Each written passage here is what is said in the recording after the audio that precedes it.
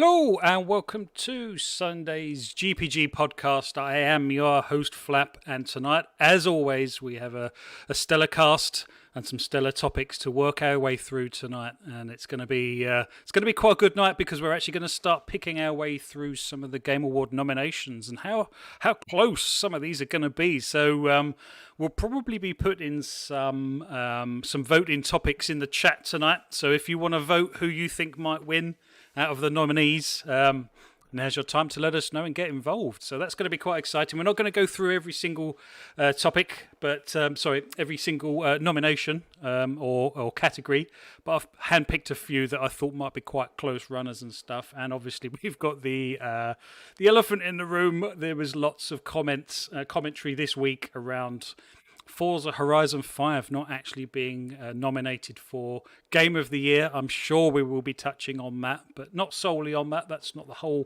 sole purpose of this particular topic. We're just going to be going through all of the nominees. What else have we got? In topic 2, we got 343 respond to Halo Infinite's grindy battle pass progress. So they finally come back and shared some information on how that might be changing. And obviously some of the reviews have come out recently as well for Halo Infinite, the campaigns. So we'll probably be looking at some of that. And also Xbox and PlayStation, Phil Spencer and Jim Ryan have both gone kind of public, as it were, with regards to their stance on Activision and some of the atrocities, I suppose that's not too strong a word to call it, that's been going on over that side, particularly with obviously the CEO, Bobby Kotick. That's going to be probably quite a deep topic, that one, but probably one that needs discussing. We discuss all things on this show. And we would be remiss if we didn't bring that up. But before we do any of that, let's introduce the panel tonight for your audio pleasure. And again, as always, we will go through in screen order. Puxley, my wingman, how the devil are you, my friend? What kind of week have you had? Evening chat, yes. Hello, I'm not doing too bad, thank you. I've actually had quite an interesting gaming week, actually. So, as you said, been jumping into a lot of Halo Infinite. Really enjoying that. And as you say, we'll get into it in more detail later on, but I've definitely had some negative thoughts regarding the battle pass progression and all that kind of stuff. So yeah, we'll get into that later. Actually, cloud gaming on console released earlier this week as well. So I've been enjoying Forza 5, Horizon 5 so much that I thought I'd actually go back and see why I stopped playing Forza Horizon 4. So via cloud gaming, I've actually been playing that from my console and had a pretty decent experience doing that. What else? I think apart from that, later this week, I also caved and I purchased the new Pokemon, well, the remake of the Pokemon Diamond and Pearl, one of them out of the two, and I've been enjoying a bit of that on the Switch as well. So quite varied this week. Excellent. Oh, that's cool. Well, plenty to catch up on there. Let's go to you next, Luke, if that's okay, my friend. Luke, how are you, my friend? What have you been up to? What have you been playing? Yeah, very well, thank you. I've been mostly just playing Halo and some Forza. Those two are kind of, just dominating my time at the moment, really. Any time I am gaming, it's pretty much them. It's one or the other. So, really enjoying both of them, particularly Halo, which is really just fantastic. As I was saying before, I'm trying to get back round to finishing Guardians because I've not got that much left of it. But anytime I kind of get the urge, something takes me away from it, and then I usually just go back to Halo. So I need to sit down and have a word with myself and finish it, I think. All of that before the campaign's even released as well. Yeah, exactly. Yeah. Exactly, I'm trying to get through as much as I can before that point as well, because I know that will dominate the rest of my time. So I don't know about you. I mean, I don't know if it's something to do with kind of COVID, but the game releases just seem to be unrelenting at the moment. Just one hit after the other. It's like, oh my God, there's so much. Yeah. There's so many games and so little time to play them in. But what a great first world problem to have. To be honest. Absolutely. And finally, our guest for this evening, it's taken us a few times to get him on, but finally he is here, and I'm grateful he is. Thank you and welcome, Kay Asante. Welcome to the show, my friend. Thank you for being here. How are you, and what have you been up to? Oh, thank you so much. I appreciate being asked to come on the show. As you know, I'm a huge fan of this show. I'm usually in the chat giving my opinions, Yeah, so absolutely. to be on this side of it is a great thrill for me. I have been. What have I been playing? Actually, I've had a very odd week of gaming. So for those who know me, myself and I have my podcast partner Everborn Saga. We go back and forth on our various shows, and he's a big Sega guy. And with the FPS boost, the latest update, it brought Sonic Generations to the forefront. They boosted it to 60 frames and whatnot. So I went from I'll give it a 10-minute shot to that's the game that my kids want to see me play all day every day. So I've oddly been playing that a lot. Pretty I've been cool. playing that. Yeah, it's actually very like you forget that Sonic used to be a Mario level character until you play games like that. There have been a lot of missteps in the middle, of course, but that's Sonic Generations specifically is one of the ones that shows you the potential of that IP and where it could potentially go. Everborn is always on his square about having a Ratchet and Clank budgeted level Sonic game, and this is the closest you'll come to it. It's quite beautiful and it's fast and the frame rate is solid. It's really great. So, and it's one of the only games that I played recently that I can play with while my kids are watching. It shouldn't be a problem. So, Yeah. I've been finding myself playing that a lot. Again, with the FPS boost stuff, I also found myself in Max Payne 3 because I've always loved that game, and now it's the frame rate has been made a bit more solid. So I've been playing that, and I finished Guardians of the Galaxy last night. I was literally at the very last level for almost a week or two, and I just didn't want to finish it because I love that game so much. But I put it through its paces last night and it's done. And now I may actually New Game Plus in addition to all the other crazy games that are being thrown at us. So I'm going to be busy for a while. Forza 5, obviously, I've been playing that whenever I get a chance to. I've been playing that actually in between work hours when I can use the cloud gaming thing. Don't tell my boss. And every once in a while I get that Halo itch. The problem with Halo for me is I play best with a crew, and we're so busy and this and that, so I don't really get to play like really in full force until the weekends. So I'm kind of, even though it's out, I'm kind of in the mindset of it's a beta right now. When December 8th rolls around, I'll really go focus in on it, and then I'll really put it through spaces. But I think I've had about 10 or 12 rounds in various modes since its official beta release. So yeah. Well, you say the 8th of December. Crikey, what's that? It's just over 2 weeks, isn't it? 3 weeks away. So it's not far at all. Indeed, yes. It's not far at all. No. Yeah. No, that's really cool. Well, you've also got your own YouTube channel and podcast. Tell us about that while you can at the top of the show. Oh, I appreciate that. Yes, thank you so much. You can find me on the Gaming Circle podcast. You look that up on YouTube, and it'll come up. Myself and the aforementioned Everborn Saga, we've been on our podcasting journey. The Gaming Circle is something we do, just a bunch of gamers enjoying games, talking games. We've had some very interesting guests come on and just express that joy that we all feel when we talk games. So trying to keep it positive in the community. We've been doing that for I'd say, I think we're in double digit, almost 30 episodes now. So we're actually building almost 30 episodes. We're building a pretty good following. So I appreciate folks who come and check it out and whatnot.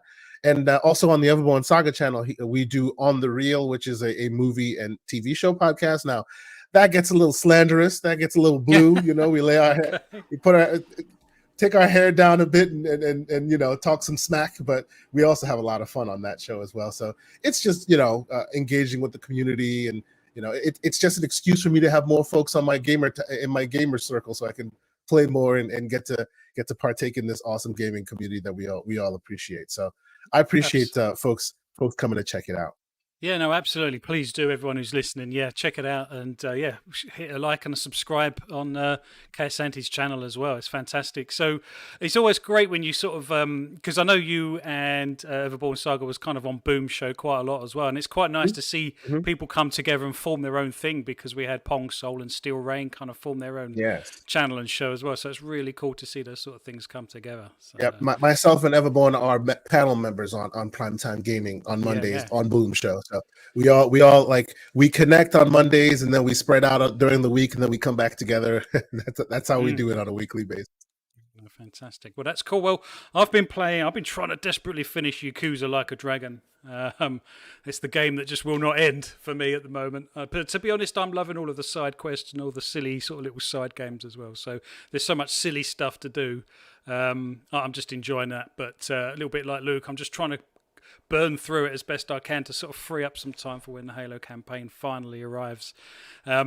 Been playing some Forza Horizon 5, obviously. Who hasn't been? And that's such a cool drop-in, drop-out game. I love that so much. I just love bombing it round in Mexico, just doing silly stuff, biggest jumps, all the speed cameras. I love all of that kind of thing, collecting the boards. And it's really nice to see names pop up as well, as in a race the other day, and Dutch's name popped up, and boom. And yeah, it's really cool. I love that game so much. So, fantastic. Well, thank you very much, panel chat. Thank you for being here, everyone. Always great to see the familiar faces in the chat. Please do hit that like, share, and subscribe if you're new to the channel. And without any further ado, let's get into tonight's first topic straight away. And perhaps we'll come straight to you, KSN, if that's okay. I'm going to leave Game of the Year till last. Perhaps just go through some of the game, what would you call them, kind of categories, I guess. And let's start with best family game, because you mentioned about family games. And on the list for best family game, we have It Takes Two, Mario Party Superstars, New Pokemon Snap, Super Mario 3D World, and WarioWare Get It Together. So quite a lot of Nintendo stuff there. Have you played any of those? Have you played It Takes Two if you're into family games? I'm actually slowly going through It Takes Two with my wife. She's not really a gamer, but she does actually enjoy this game pretty much.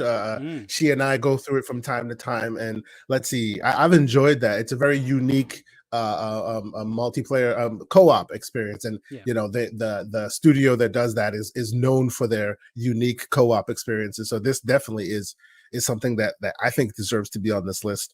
Let's see. Not so much Mario Party Superstars, because Mario Party lost me a little while back when they cheat. It's not fair to play that game. You just have to put your challenge mind aside, because if you're actually in it to compete, you'll always end up upset. So that game doesn't really fly in my household. Between all of these, I think the two games that I can really speak to is probably It Takes Two and Super Mario 3D World plus Bowser's Fury. I've also played a lot of that as well. Yeah. Now, are you asking what I think would take it this year? Yeah, I think we're going to have to ask those questions, aren't we? Yeah, go on. Okay. Yeah, like for me, honestly, knowing that It Takes Two is in other categories, and I really wouldn't consider that a family game, even though it's cute and has a lot of really cute aspects. It's a dark, like heavy story. It can go there. Even though it's all cute with that book and all of that. So I actually would give it to Super Mario 3D World and Bowser's Fury. It's like the way they delivered it, Nintendo did, was a little bit shady in my humble opinion. Yes. But the game itself and the ideas that were in there, I think there was conversation that it came out, it was made before Breath of the Wild and a few other things, and you can see some of that in specifically in Bowser's Fury. Very interesting systems that they have in there, and my kids love it. And 3D World, of course, it's absolutely fantastic. I think 3D World specifically is the epitome of a family game. So, in my humble estimation, I think that's a shoo-in to take this category.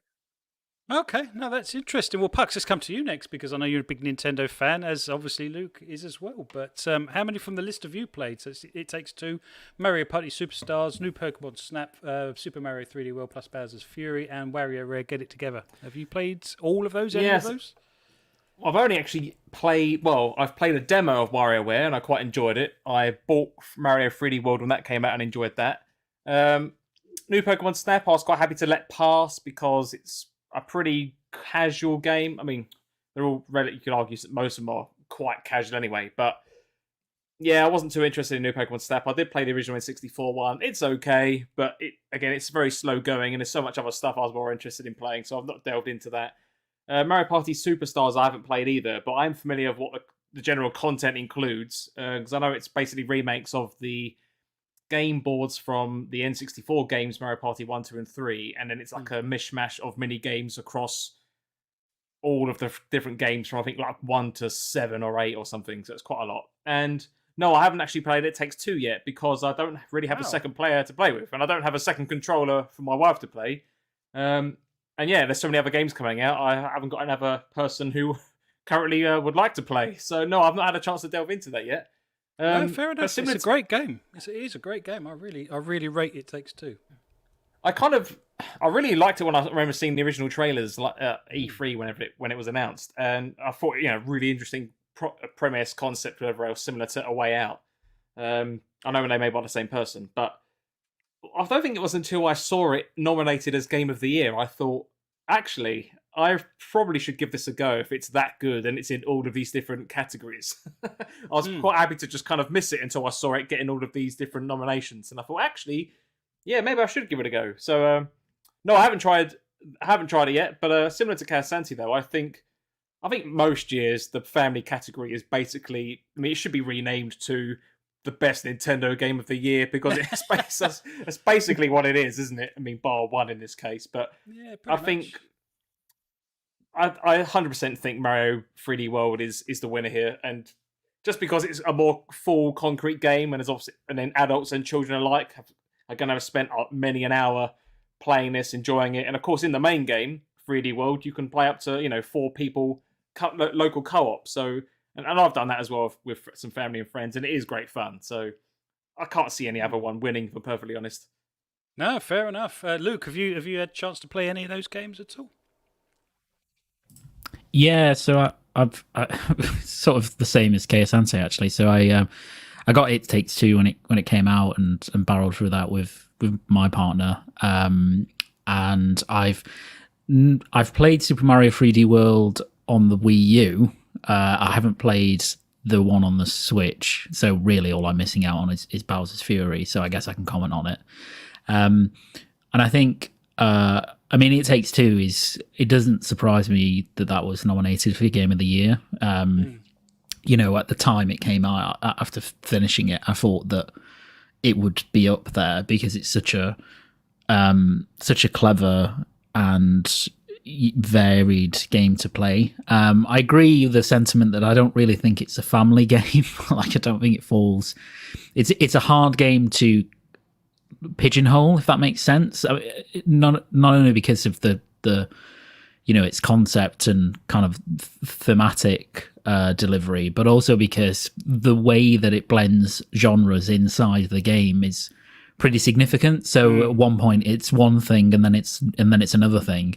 So I agree with that. I don't think that necessarily means though that it won't win this category, because I think it's by far the best game out of all the games listed.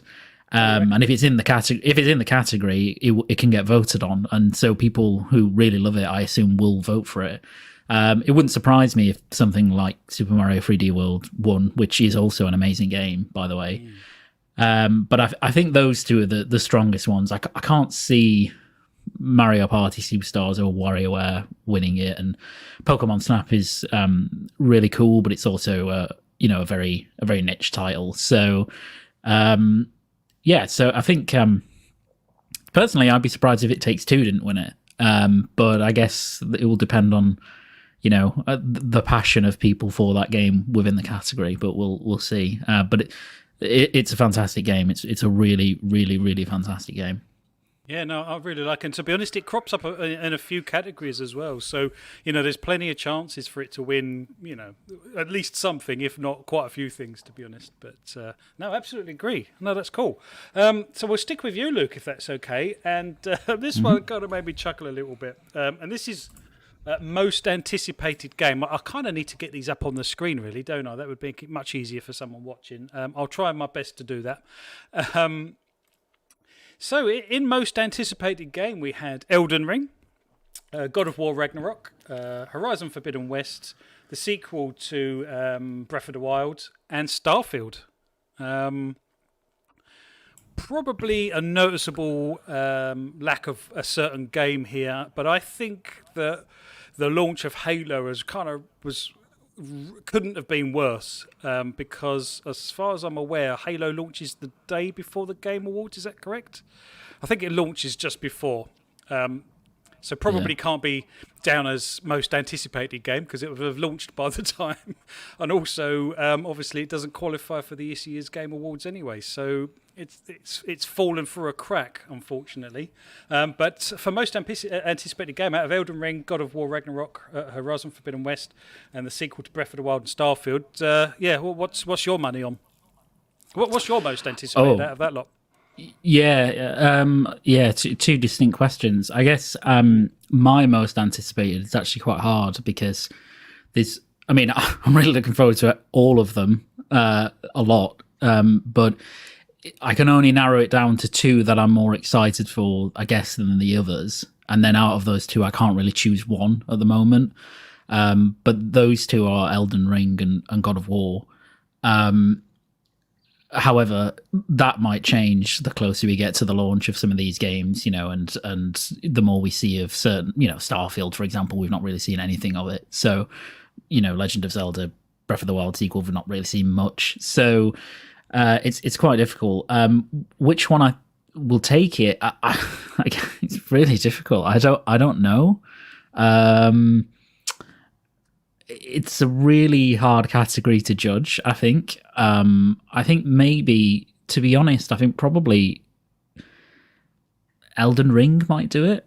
I have a feeling that could do it. I think, From fans are very vociferous, and also amongst the critics, the 100 plus outlets that will vote on this, it's From Software games tend to do really well.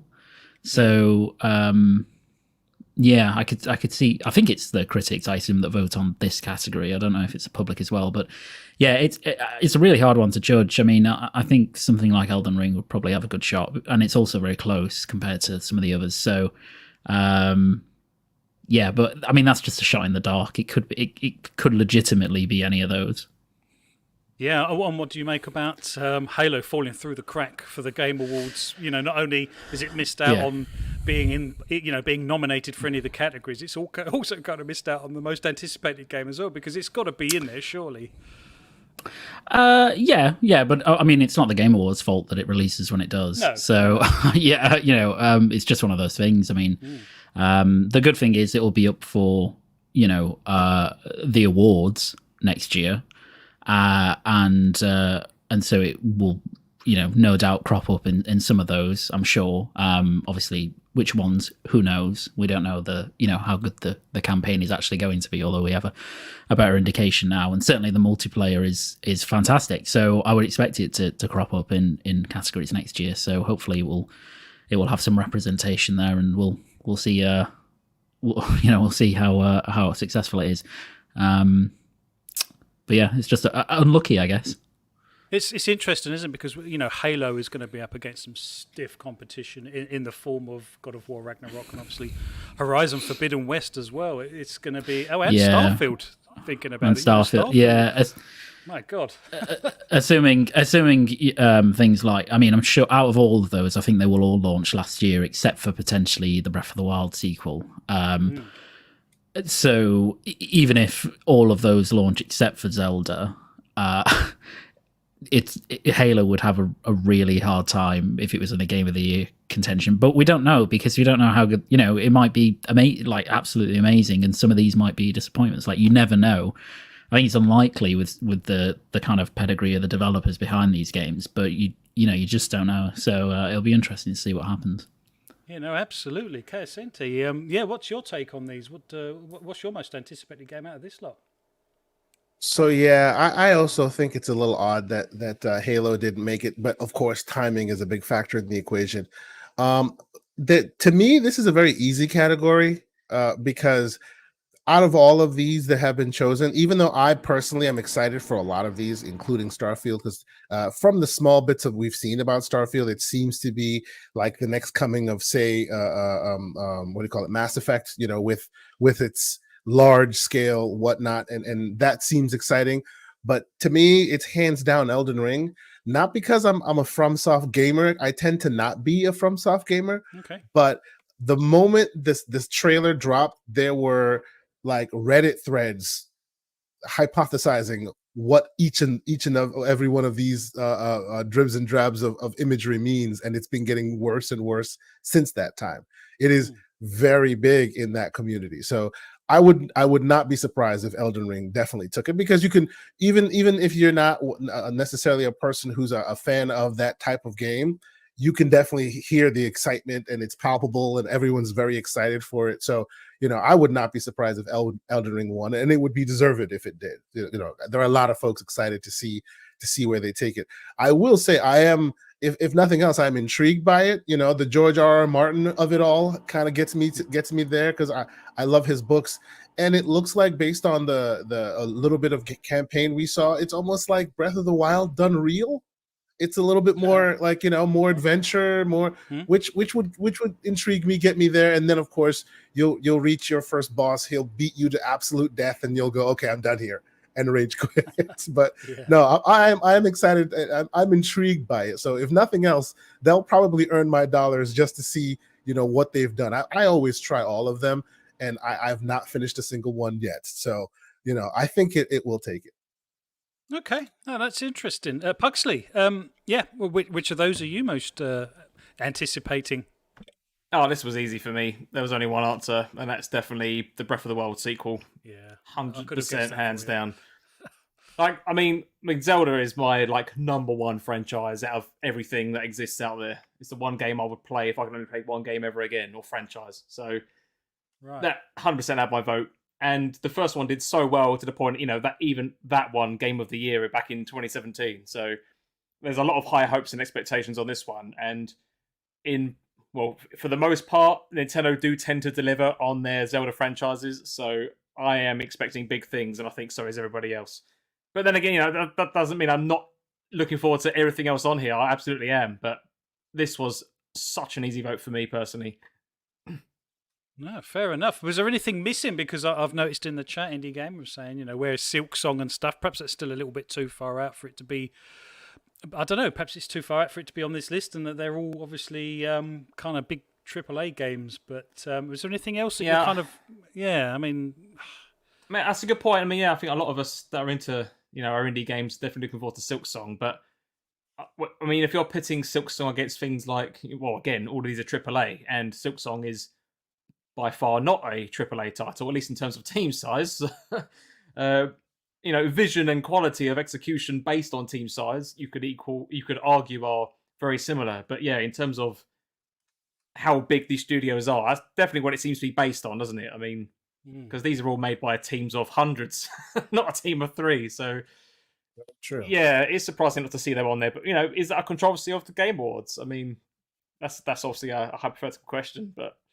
Well, I think we may come back. We may come back to that. And there may be some explanation that ties to why games like Silk Song won't see themselves there.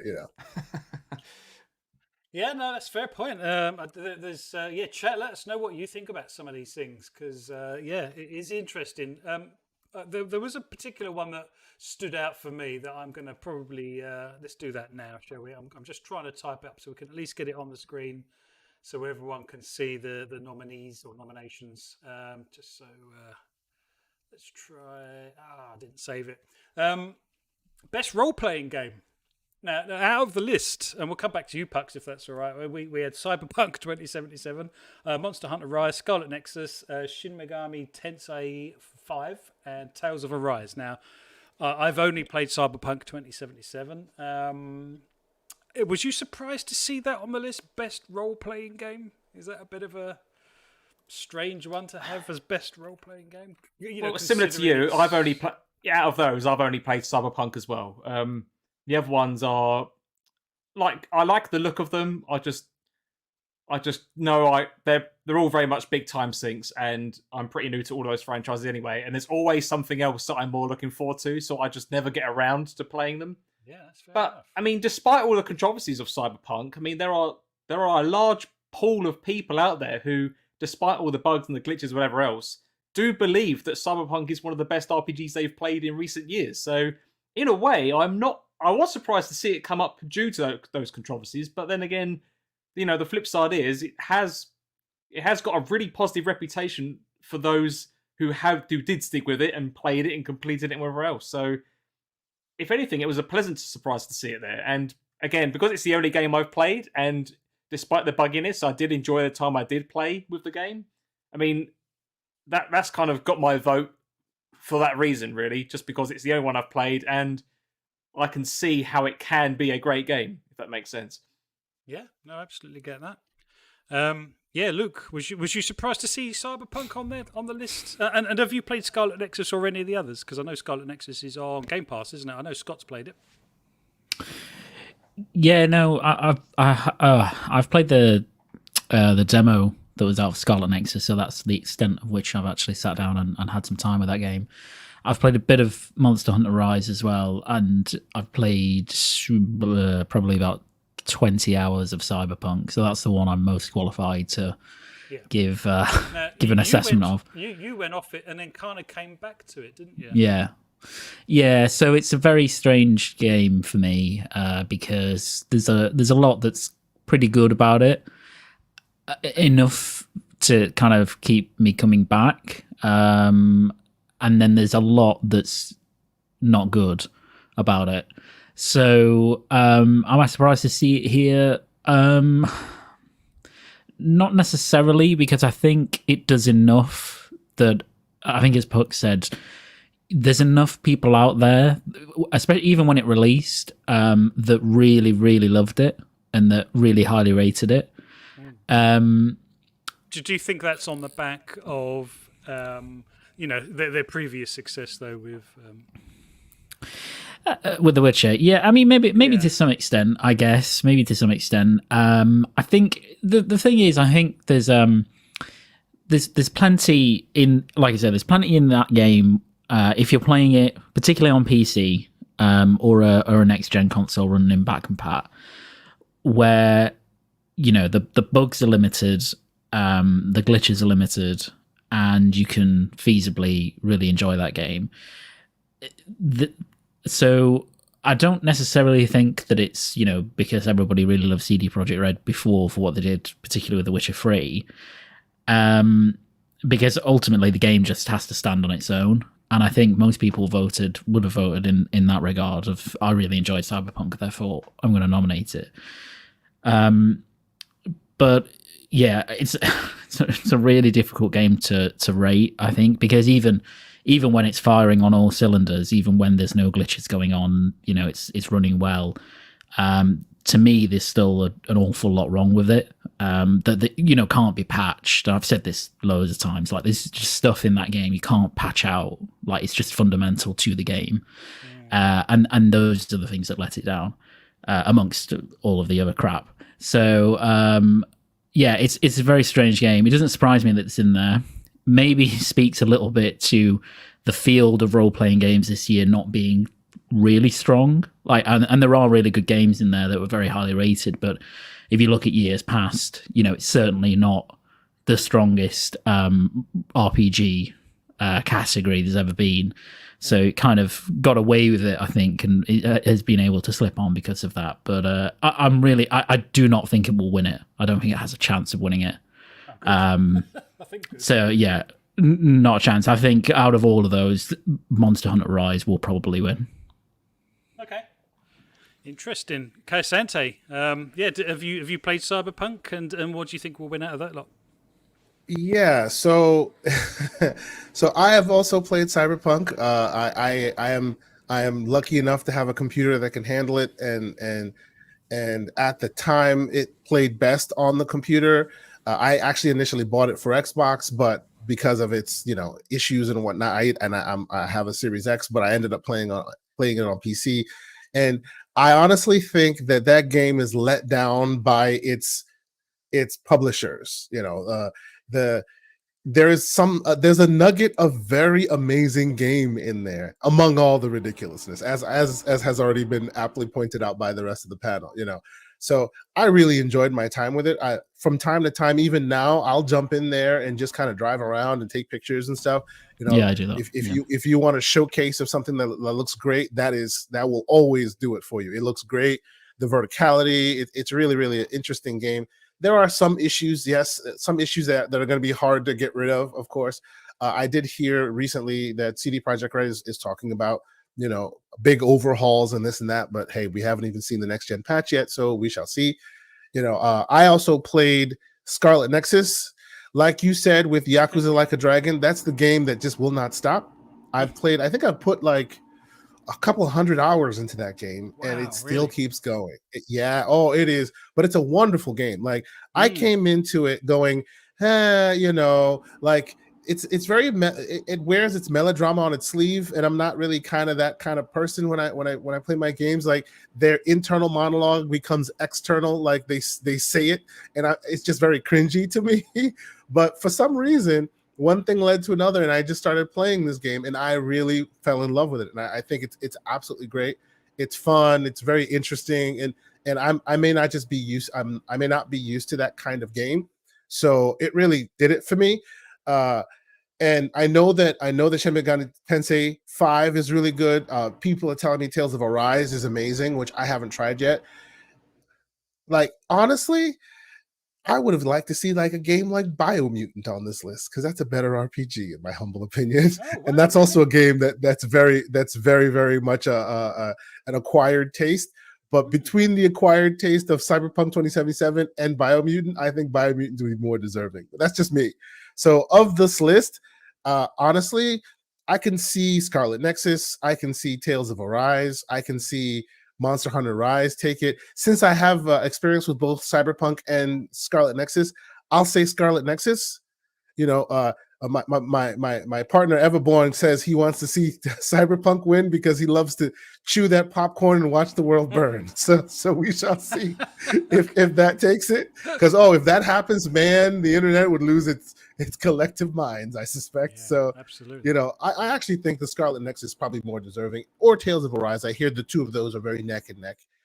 But yes, me personally, I would have liked to, and of course, those who've played Biomutant will say, "Oh, there's so much wrong in there too." I agree, but that was a small team that shot really, really above their station, and I think they by and large succeeded.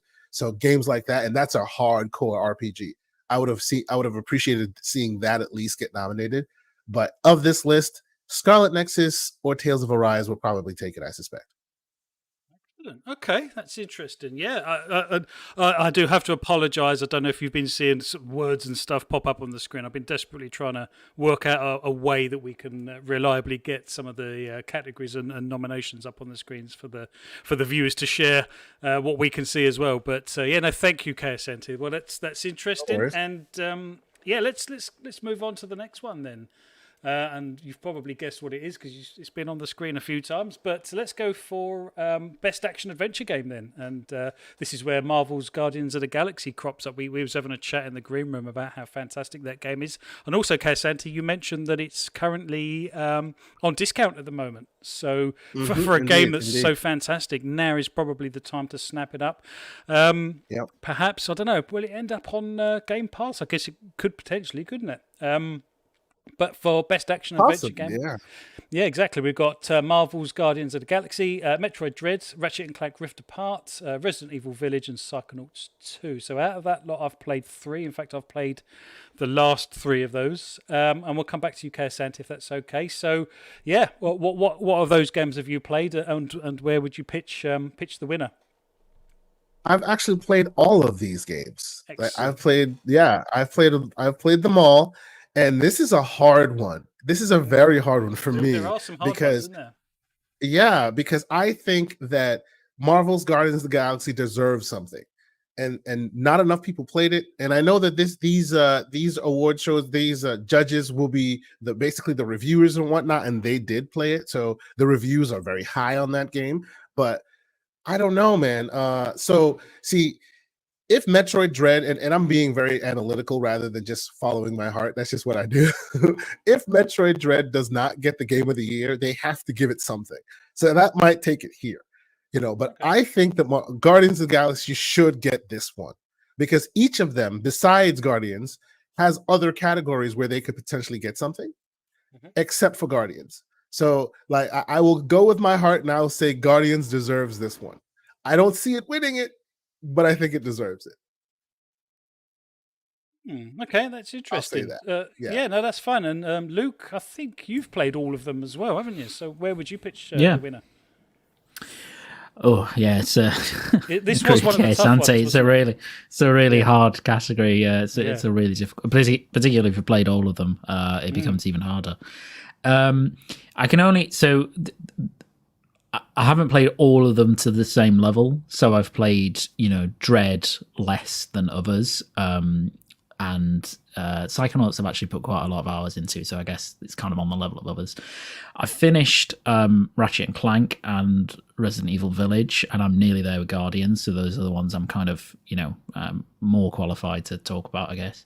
If I was voting, it's really, really difficult because all of those games are excellent, like really good, from everything that I've played of them. I guess, oh man, I don't know. Guardians is really good. Like it's really, and I would not have expected to love it as much as I have, because I really didn't think it looked great before it released. Okay. I really loved Ratchet and Clank. I just thought that was a lot of fun. Oh man, yeah, Resident Evil Village is also very good. They're all good. Damn, they're all good games. It's tough, isn't it? This was one of the tough ones, definitely. I think right now, purely on what I've played, right now it would be a really close run thing between Guardians and Ratchet for me. A really close run. I don't know which one I'd pick, to be honest. And I think I'd have to finish Guardians to see where it landed. But I think, to be honest, I think if Guardians landed really strongly, and I don't know if it does, but I presume it does because the rest of the game's excellent, it might just pip Ratchet. I don't know, maybe. But yeah, it's a tough category, and as Kei Asante said, you don't know like how the voting will work for this, because if you're just judging it on, if you go into the category blind and you're not thinking about where other games are nominated elsewhere, then I would expect Metroid Dread would be favourite, but we don't know, and there might be some outpouring of love amongst people who really love Guardians and wanted it to be nominated elsewhere. So it's really hard. I don't think Guardians will win this category, but it certainly deserves to be in there. And for me, it would probably at this point in time win. But yeah, it's a really difficult one. It's not in too many categories. It's in Best Action Adventure. It's also in Best Narrative. This is Guardians of the Galaxy, obviously. Yep. What else is it in? I think that's about it, to be honest. Out of the ones I've got on my list, it's not in a huge amount. So yeah. You'd like to think it's going to win something, wouldn't you? Yeah, I think it's funny actually, because the more I think about it, out of every game in this category, in terms of action adventure, the moment to moment gameplay, it's probably the weakest game. Where that game's really, really good is its narrative and the world, and art direction and sound, all that stuff. Like, and it's perfect. It's very fun, but I don't think it's as technically brilliant as the other games in terms of level design, etc. So, and how it's presented as an action adventure. But yeah, I don't know. It's such a tough category, and I'm really interested out of probably most categories actually to see which one wins. Yeah, like you say, it's a bit of a knife edge in all of them. Pucks. I know you've played Metroid Dreads. Did you play Resident Evil Village? I think you did, didn't you? Well, I played the demo, and I have played parts of it from someone else as well. I don't own it, so I haven't played it from start to finish, but I did enjoy the time I have played with it. And I think around yours, actually, I have also played a tiny bit of Ratchet and Clank. Yeah. And obviously, yes, I've played Psychonauts 2, and no, I haven't played any of Guardians of the Galaxy. But I mean, I mirror what I think everyone else has said so far. That I think, like, when I first saw this, I looked at it thinking, "Oh, that's easy," and then I very quickly took a double take, and it was like, actually, Christ, these are all pretty big contenders. But I think it's one of those things. It's not just what your favorite is; it's what fits the category as well. But it's one of those ones where, yeah, how will people vote, and will they vote? I don't even know if it's fair to say will people vote properly or not. But you're voting for the category and for the the tagline of what it's trying to say the award is for. And I think, I mean, as what Luke on that was saying, that people that have played Guardians of the Galaxy have been pleasantly surprised by it. But I think the general public perception is that it's just a another Marvel game, which not many people are that interested in, is my kind of outward opinion based on what I've read and seen online about it. From a big Nintendo fan, as everyone knows, Metroid it's such a niche. I mean, even though it created the Metroidvania genre of games, which has obviously gone big in the indie space, it's Metroid itself has not been like it's been a very niche IP with Nintendo's since forever basically. So, if anything, it was actually a pleasant surprise to see it here. And I mean, the Metroid Dread itself has I think it's sold the best.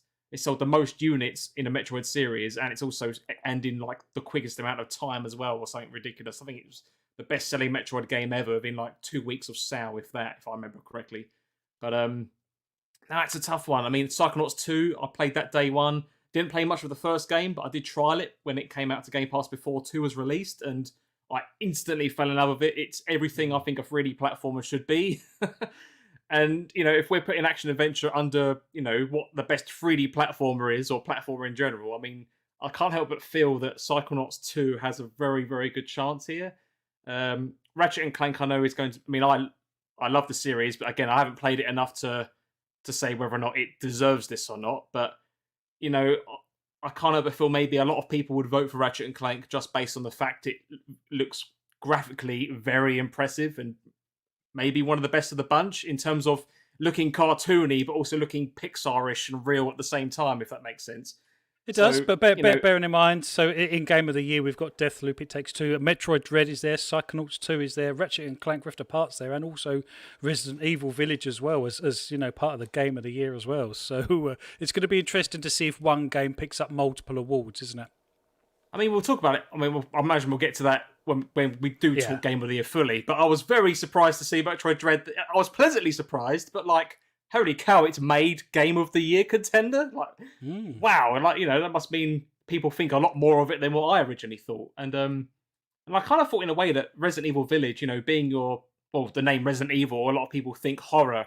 A lot of people love seeing the trailers, but a lot of people don't like playing horror games because they don't like the suspense of playing a horror game. So I originally thought that Resident Evil would be maybe too much of a niche type game under that horror banner, that people like the look of it but just haven't really played it or don't really know if they like it or not. But again, as you say, it's Game of the Year contender. So I don't know.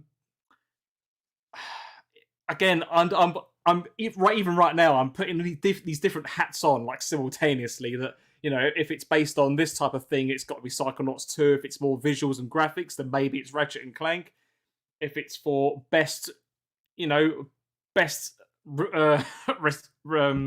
kind of resurrection of a arguably dead IP, then Metroid Dread deserves it.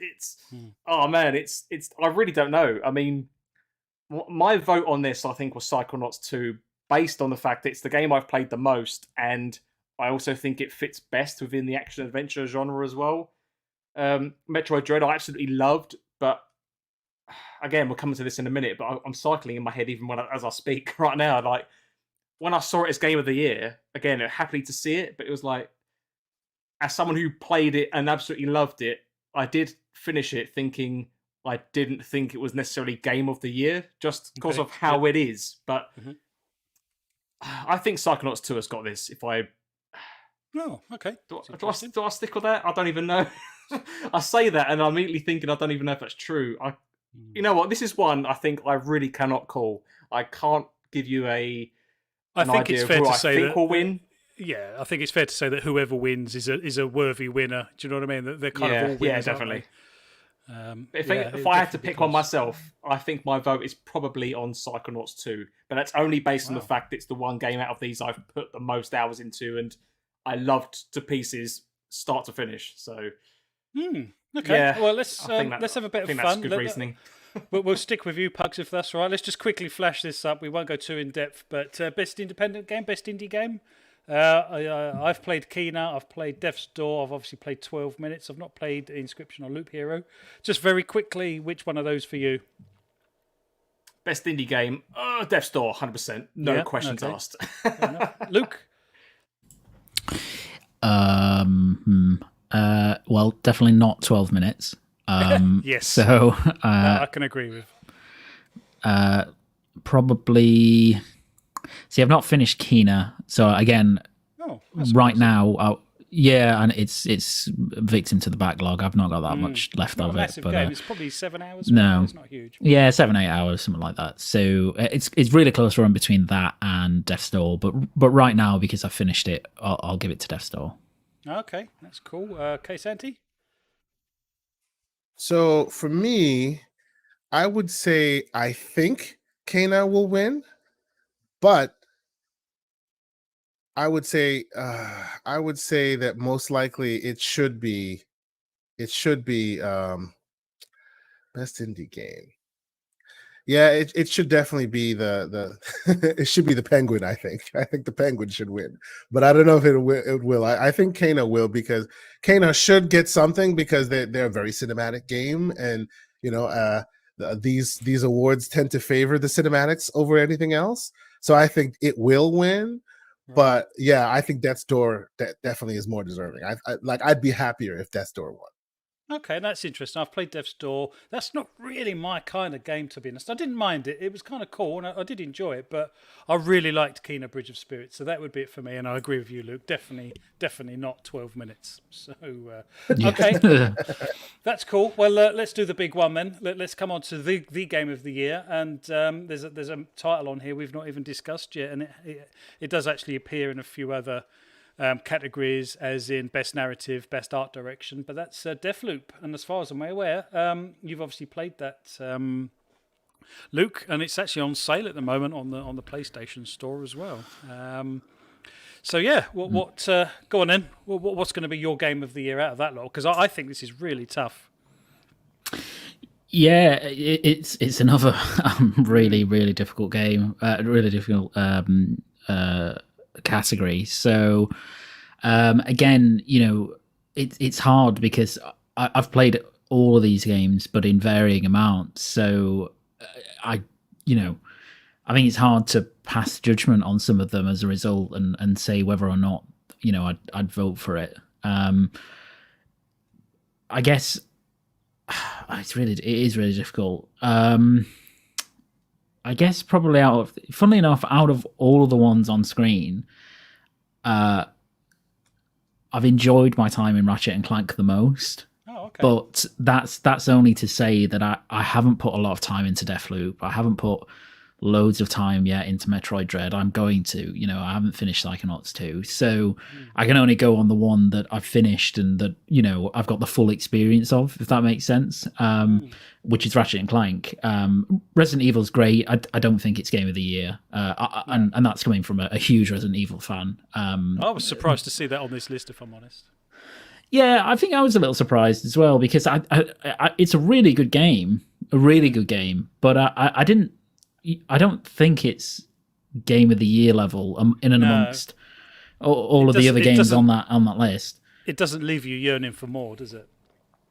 No, I wouldn't say so. It's like I said, it's a fantastic game, but I just don't think it didn't land for me as being like, oh yeah, it's definitely going to be up there at the end of the year when the nominations are up. But I guess that's just the way it falls sometimes. For some people, again, it's one of those that landed 10 out of 10 kind of level for some people, and they just loved it. I loved it, but I just wouldn't have given it Game of the Year. For the one that will win, because I don't think Ratchet and Clank will win, I think it will either be Metroid or Deathloop. I could easily see either one of those winning. Okay. I think the favourite probably right now is probably Metroid. If I was going to put some money on it. And again, from the couple of hours I played, I can totally see why, because it's a fantastic game. It's an absolutely fantastic game. Deathloop, I've only played a couple of hours, but that's excellent in a typically arcane way. And I think, personally, I'd love to see it win, because I think Arcane deserve, a lot more credit than they often get. Because their games are absolutely fantastic and they always do well critically, but they always do not do well commercially, or that well. So, my vote right now would be Ratchet. I suspect that will probably change by the time I finish Deathloop and Metroid Dread. But any of those, apart from Resident Evil, maybe is a worthy winner. I guess any of those, I think, would deserve to win if they did. Yeah, I agree. I would strike Resident Evil off the list, I think. I really like It Takes Two. Is it Game of the Year? I'd be surprised if it was Game of the Year, and it seems to be in so many other categories that I think it's going to win. Yeah. In quite a few other categories, so I'd be amazed if it actually won this, to be honest. Yeah. The one that I want to win, I really want to win, is Psychonauts 2. I'd love that to win. I had a fantastic time in Rift Apart as well. But there was just something so wacky about Psychonauts 2. I just when it came to an end, I was kind of disappointed. I missed it, shall we say, afterwards. Pucks, come on in. What do you think's going to win? Oh God. So I think Psychonauts 2, but that's mainly looking at I haven't played Deathloop, but I have seen a lot of it being played. But I know that's not necessarily a valid reason. However, going by the tagline of the award, so Game of the Year, and it says here that, this is for recognizing a game that delivers the absolute best experience across all creative and technical fields. And of course, all of these have great creative visions in their own ways. Obviously wouldn't be here, but it's that technical aspect which has really kind of got me wondering if things really deserve it or not. Because in a way, Luke, I was actually quite surprised you thought Metroid Dread could win this. I mean, I'd love to see it win as a Nintendo IP, 100%. But I don't think it's done anything fantastic on a technical level to necessarily warrant being more deserving than something like Psychonauts 2 or Deathloop for their kind of unique mechanics. On a technical, well, I guess. I mean, if you're talking about a game like that as running on a Switch, but then that's I interpret proven with bigger games, right? Like Breath of the Wild. Yeah, well, I mean, I interpret technical as a mixture of visuals, performance, that stuff. That's not really the creative is clearly everything else, right? Everything else, mechanics, sound, music, art direction, narrative, etc. So if you were purely going on that basis, well, no, Metroid is clearly the weakest of all of those, but equally it's running on a Switch. So it's not going to be the tour de force that Ratchet and Clank is, for example. So, and I think out of all of those games, Metroid is and Metroidvanias are still one of the most creative and interesting mechanically kind of subgenres, if you like, that there are. And so probably agree that, I mean, it's difficult, isn't it? I mean, it's a really difficult one. I suppose this is what also makes it difficult in terms of what do you think will win, because this goes for everyone. Because as you say, like, I think we have slightly different views of what technical really means in this aspect. I mean, yeah, but also as well, like, I don't think anybody's sitting down who's voting on this. Bearing in mind it's 90% of the critics, and then 10% of player choice. I don't think it's anyone sitting down and dissecting, okay, well, creatively, what's the best game here? Technically, what's the best game here? They'll just see the list of games and go, okay, I've played X amount of those. Which one's the best? There you go. There's my vote. So I don't think anyone's going to, have a pros and cons of Deathloop as against Metroid Dread. I think people are just going to vote with their head and their heart a little bit and go, okay, well, out of all these games, which do I think is the best? Which do I think what's game of the year for me within this context? Because otherwise, it would be impossible to. They're so distinctly different games. I mean, how do you evaluate as against each other? You can't compare Ratchet to Resident Evil Village. It does nothing the same. It's completely different. You can't compare Metroid to It Takes Two. It's totally different. You just vote on, what was the most lasting experience? What did you think was the best game out of all of these games? So I don't think that's how people are going to dissect it. So why do you think Metroid Dread would win this then compared to everything else? Because in my mind, like, again, if we're talking about creative visions here, like Metroid Dread, as you say, I got it day one, absolutely loved it. I think it's a fantastic game. I love the fact it's here. I just don't think it's done enough different compared to something like Psychonauts 2, which has blown everything out of the water compared to the first one, and many other games in its same genre, if that makes sense. I can't fathom how people would prefer going by those aspects. But as you say, I mean, that's me looking at it from the words perspective, and I think you're right in what you're saying, in that people, as you say, will look at this and go, oh, what's the best one? Or people do, what do you call them? Like revenge votes or those kind of things. Like, oh, I'm going to vote for this one. Yeah. Just because I can. Yeah, they might do. I mean, I agree that I don't think Metroid does anything. I don't think it does anything creatively that hasn't been done before. But nor do basically most of these games. Ratchet and Clank doesn't.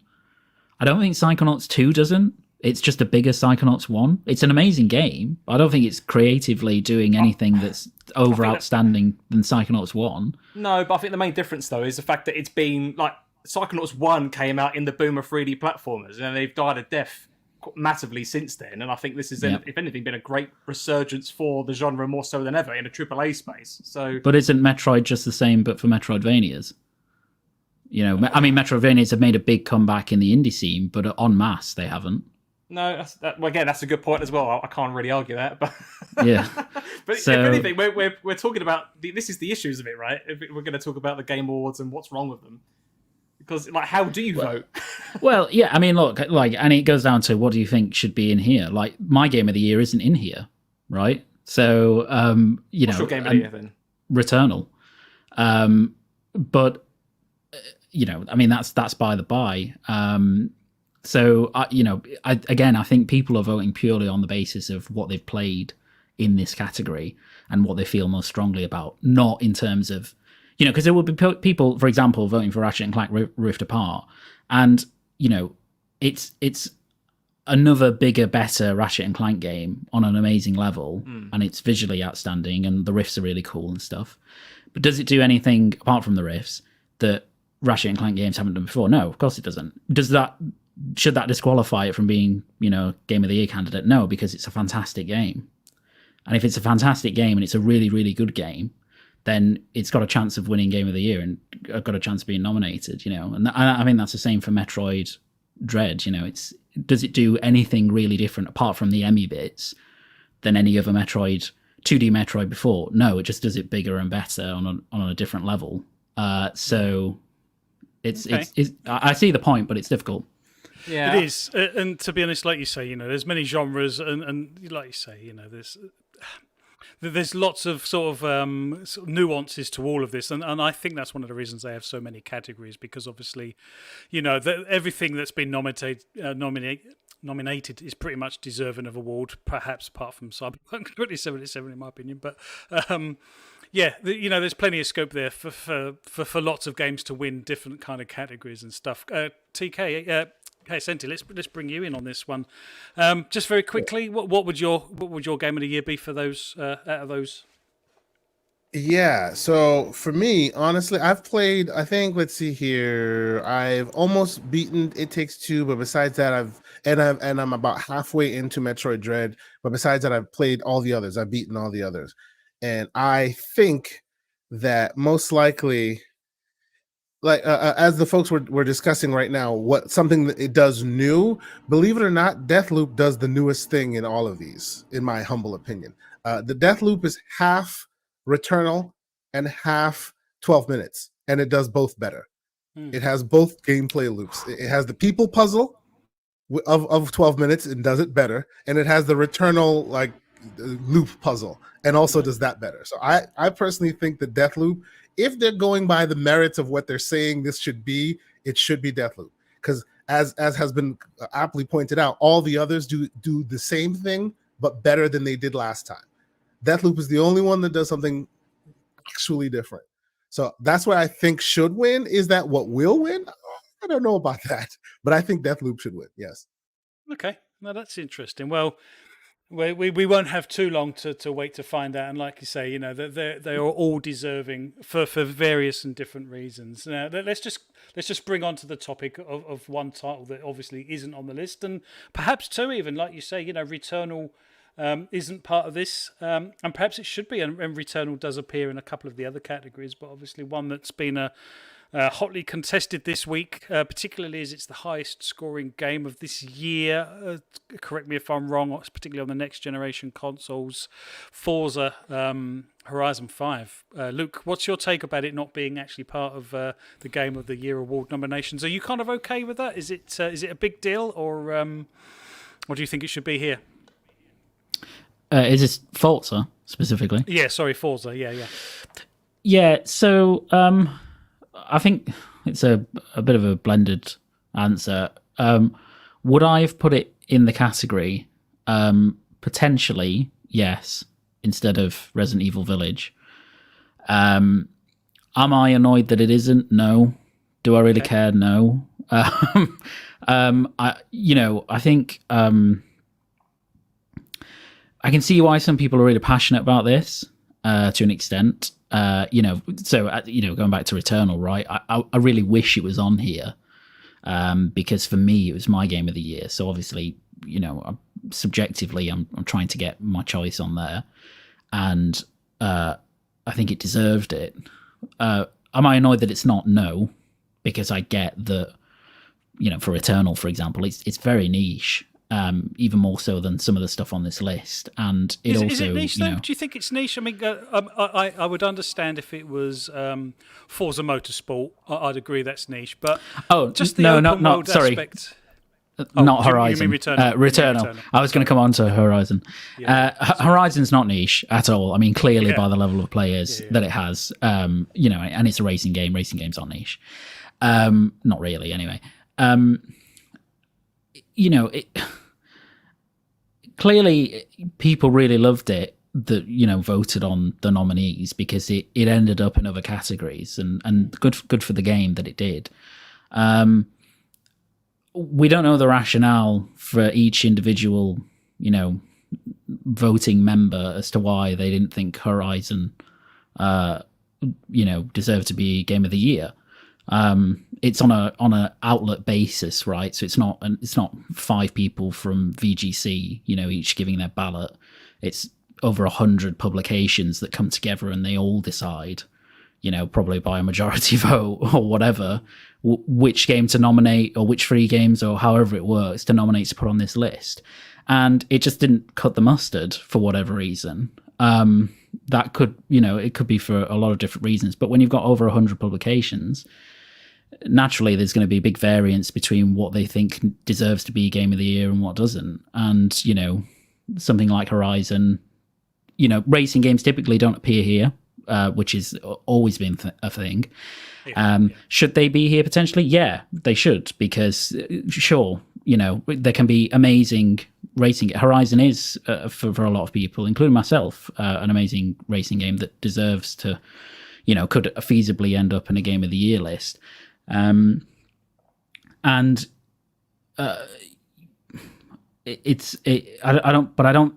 don't think it's that big of a deal that it isn't, because ultimately,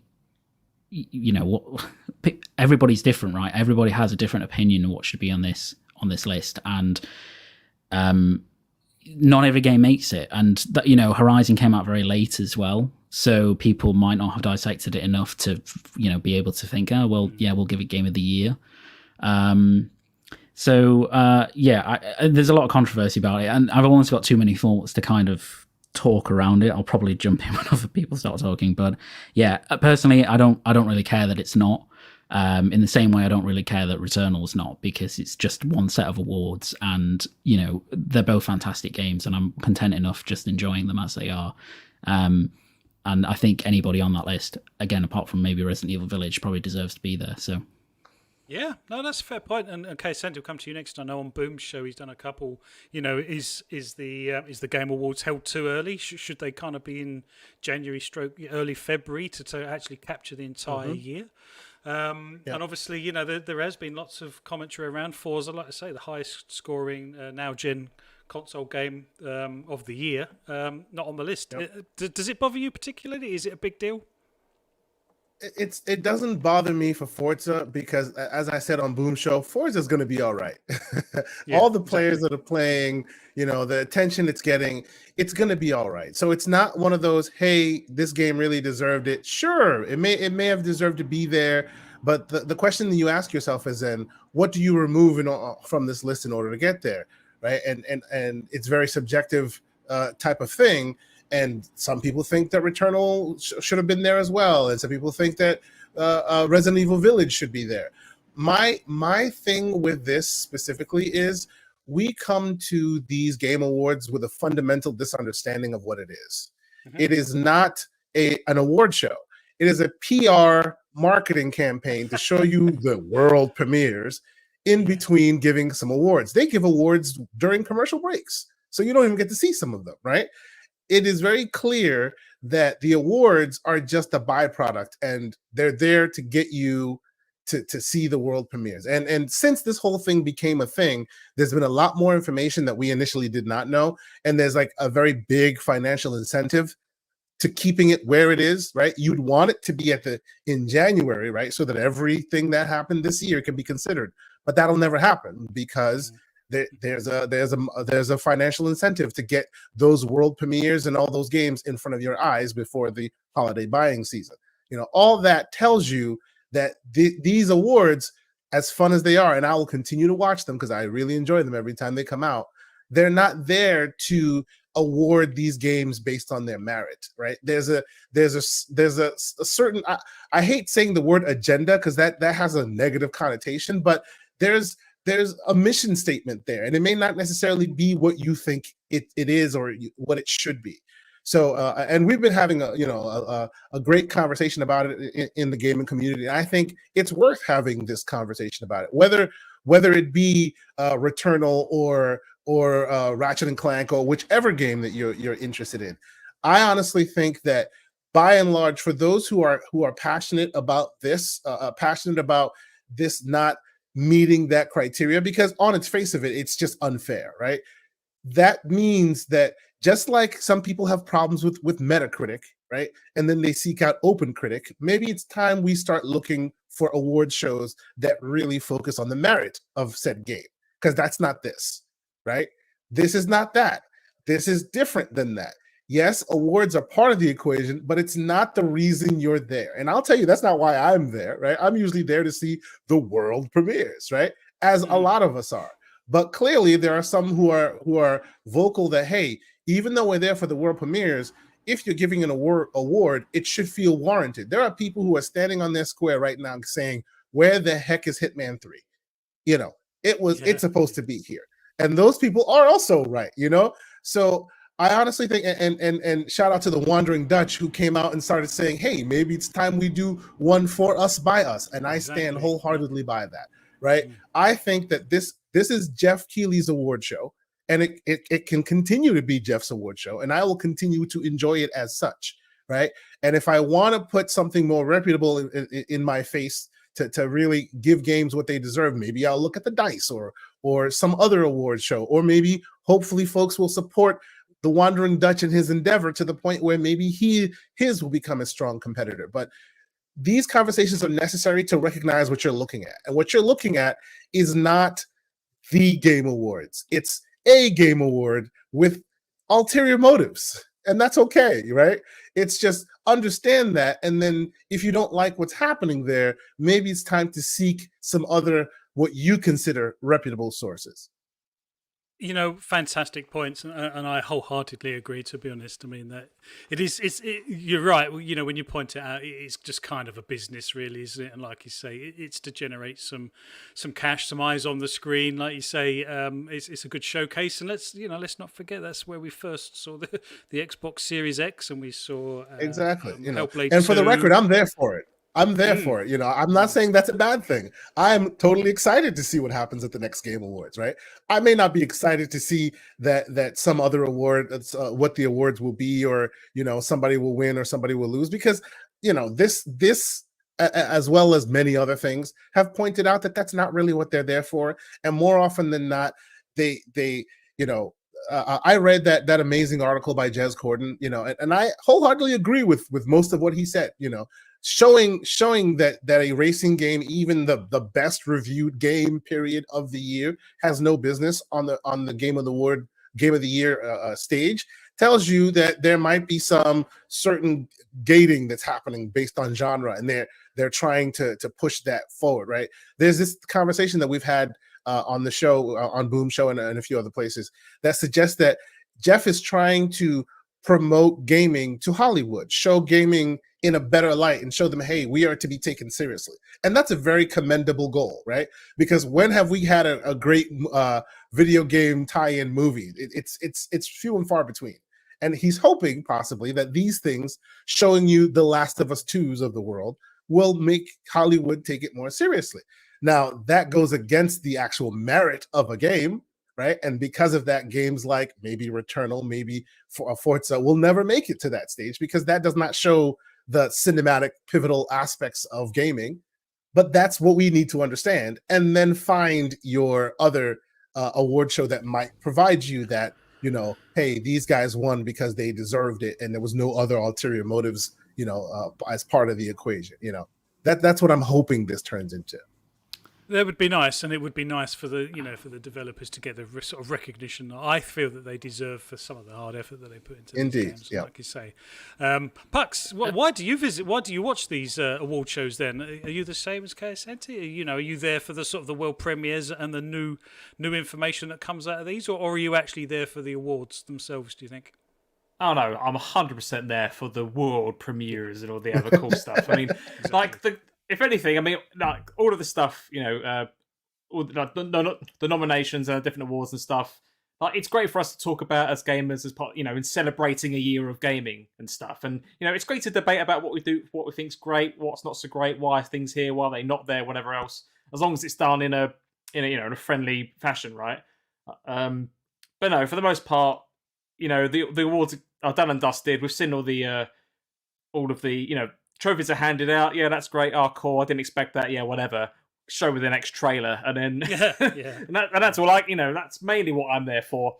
I like, you know, it's fun for me. It's a fun kind of exercise voting for this stuff, seeing what wins, and then after that, it's, you know, job done, right? Because you know, I think it's quite funny when we go back and you say, oh, what won in this year? Oh, it was that game. Oh, it was God of War in 2018. It was Breath of the Wild in 2017, and whatever else. And you know, at no point do I mean, I suppose some people do, you know, they go back, oh, you know, who was nominated for that? And, you know, between yourselves, you might just have some friendly banter as to, oh, why didn't that one win, or whatever else. But then, do you know what I mean? Like, but they're pointless discussions, right? Because, as Kaz Santin was saying, that a lot of games are, they're on here for their own merits and of their own right? So,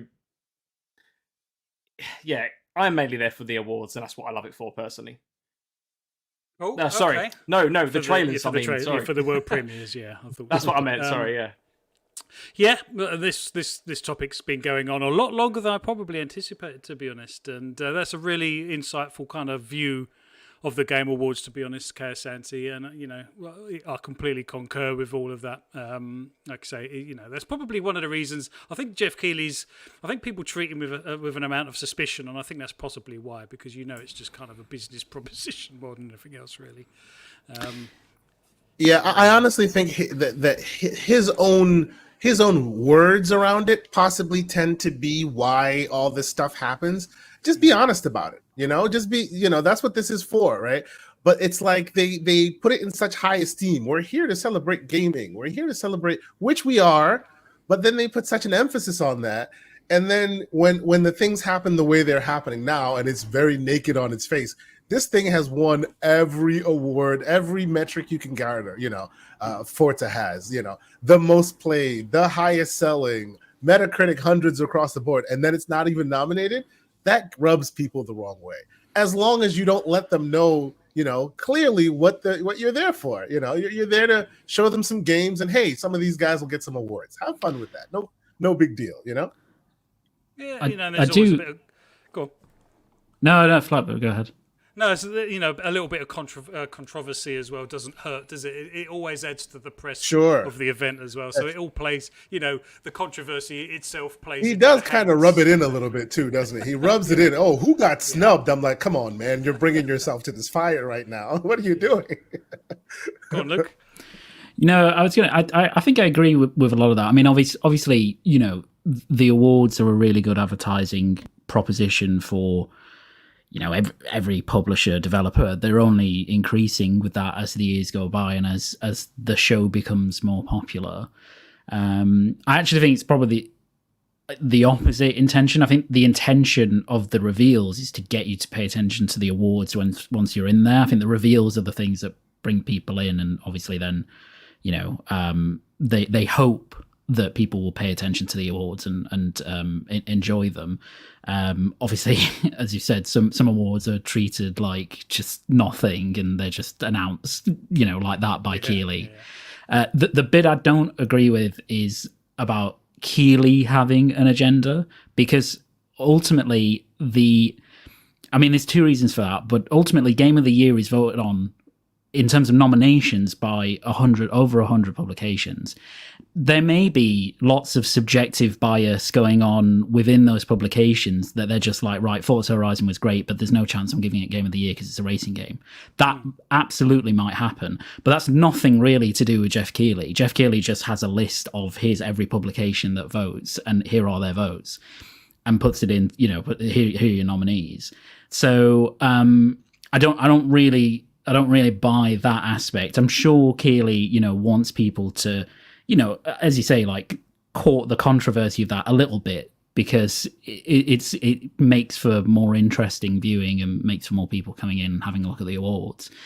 But when you've got the magnitude of people that you have that are nominating, invariably stuff is going to miss out, and I just think Forza was just a thing that missed out, like Returnal did for me.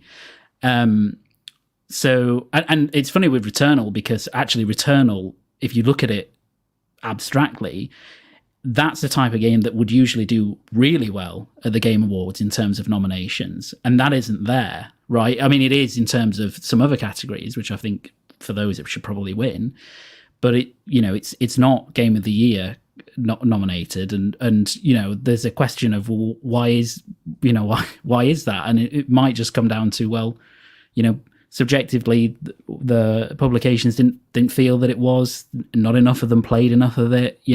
Who knows, right? It's very difficult to know. So I agree with you on that. I do. But I would say that when I say Keighley's agenda, I mean his organization. Obviously, he is behind. He is the leader of a big team, and there's a lot of mishigas that goes behind the scenes.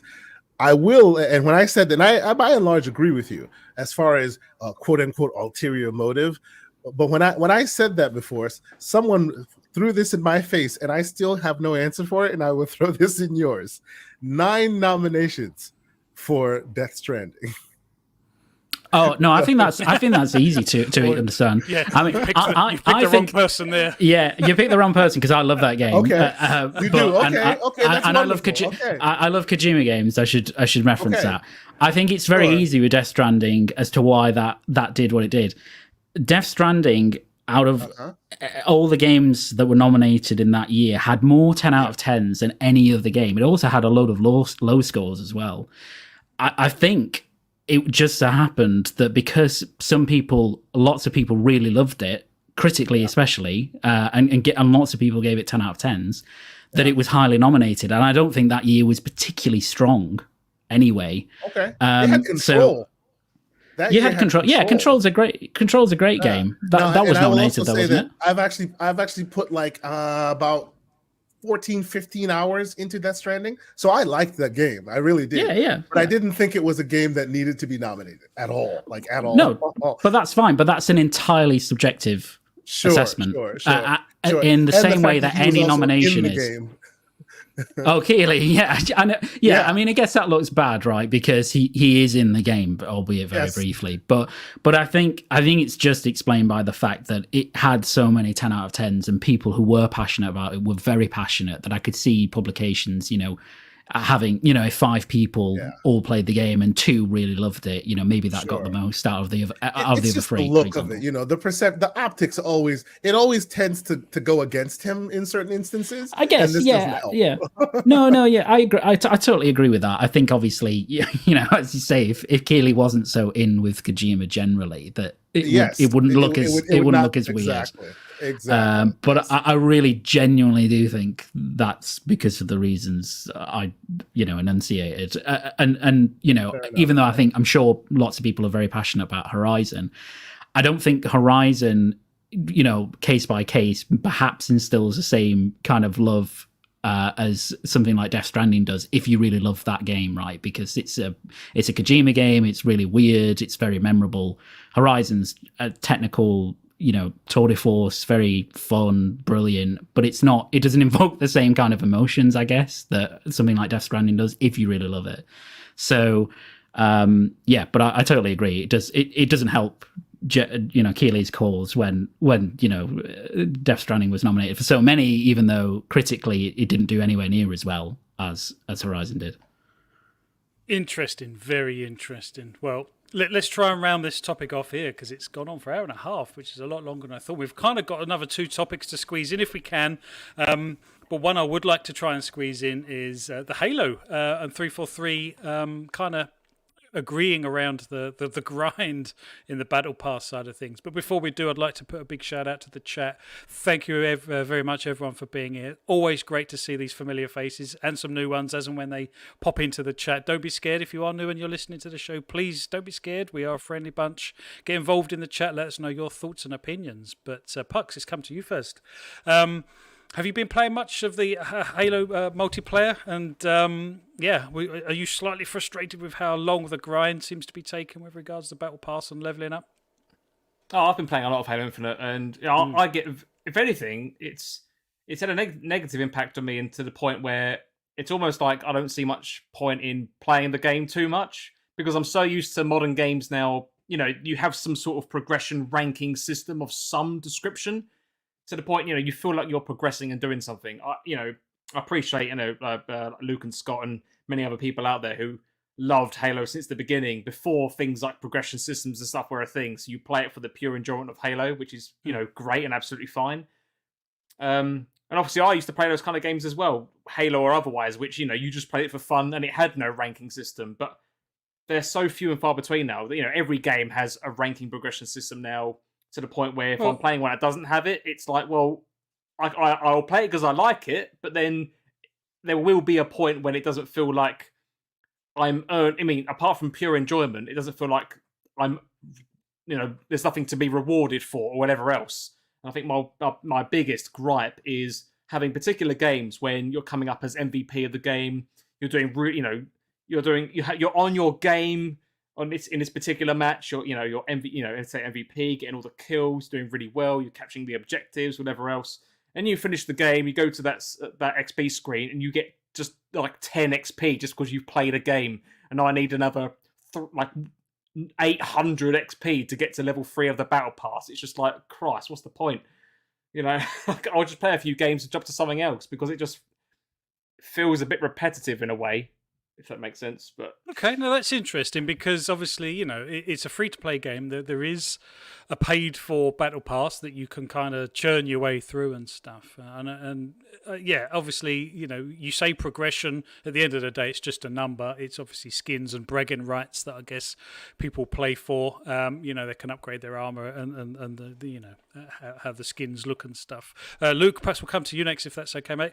Because I know we kind of had a little bit of a chat about it, and it is a little bit of a slog at the moment. And one thing that I don't like about this particular system, and I'm not aware of it in any other game where you only earn XP through doing challenges, is that it doesn't necessarily promote people to play objectively, if that makes sense. You don't actually get any extra any extra XP for doing the objectives. You might as well just treat every game like a team deathmatch, and just get the same XP as you would if you was actually playing the objectives. Because I know you and I were playing earlier in the week. We was playing Capture the Flag, and I think I got an achievement. I captured 2 flags in one game, and there's an achievement for that. Brilliant.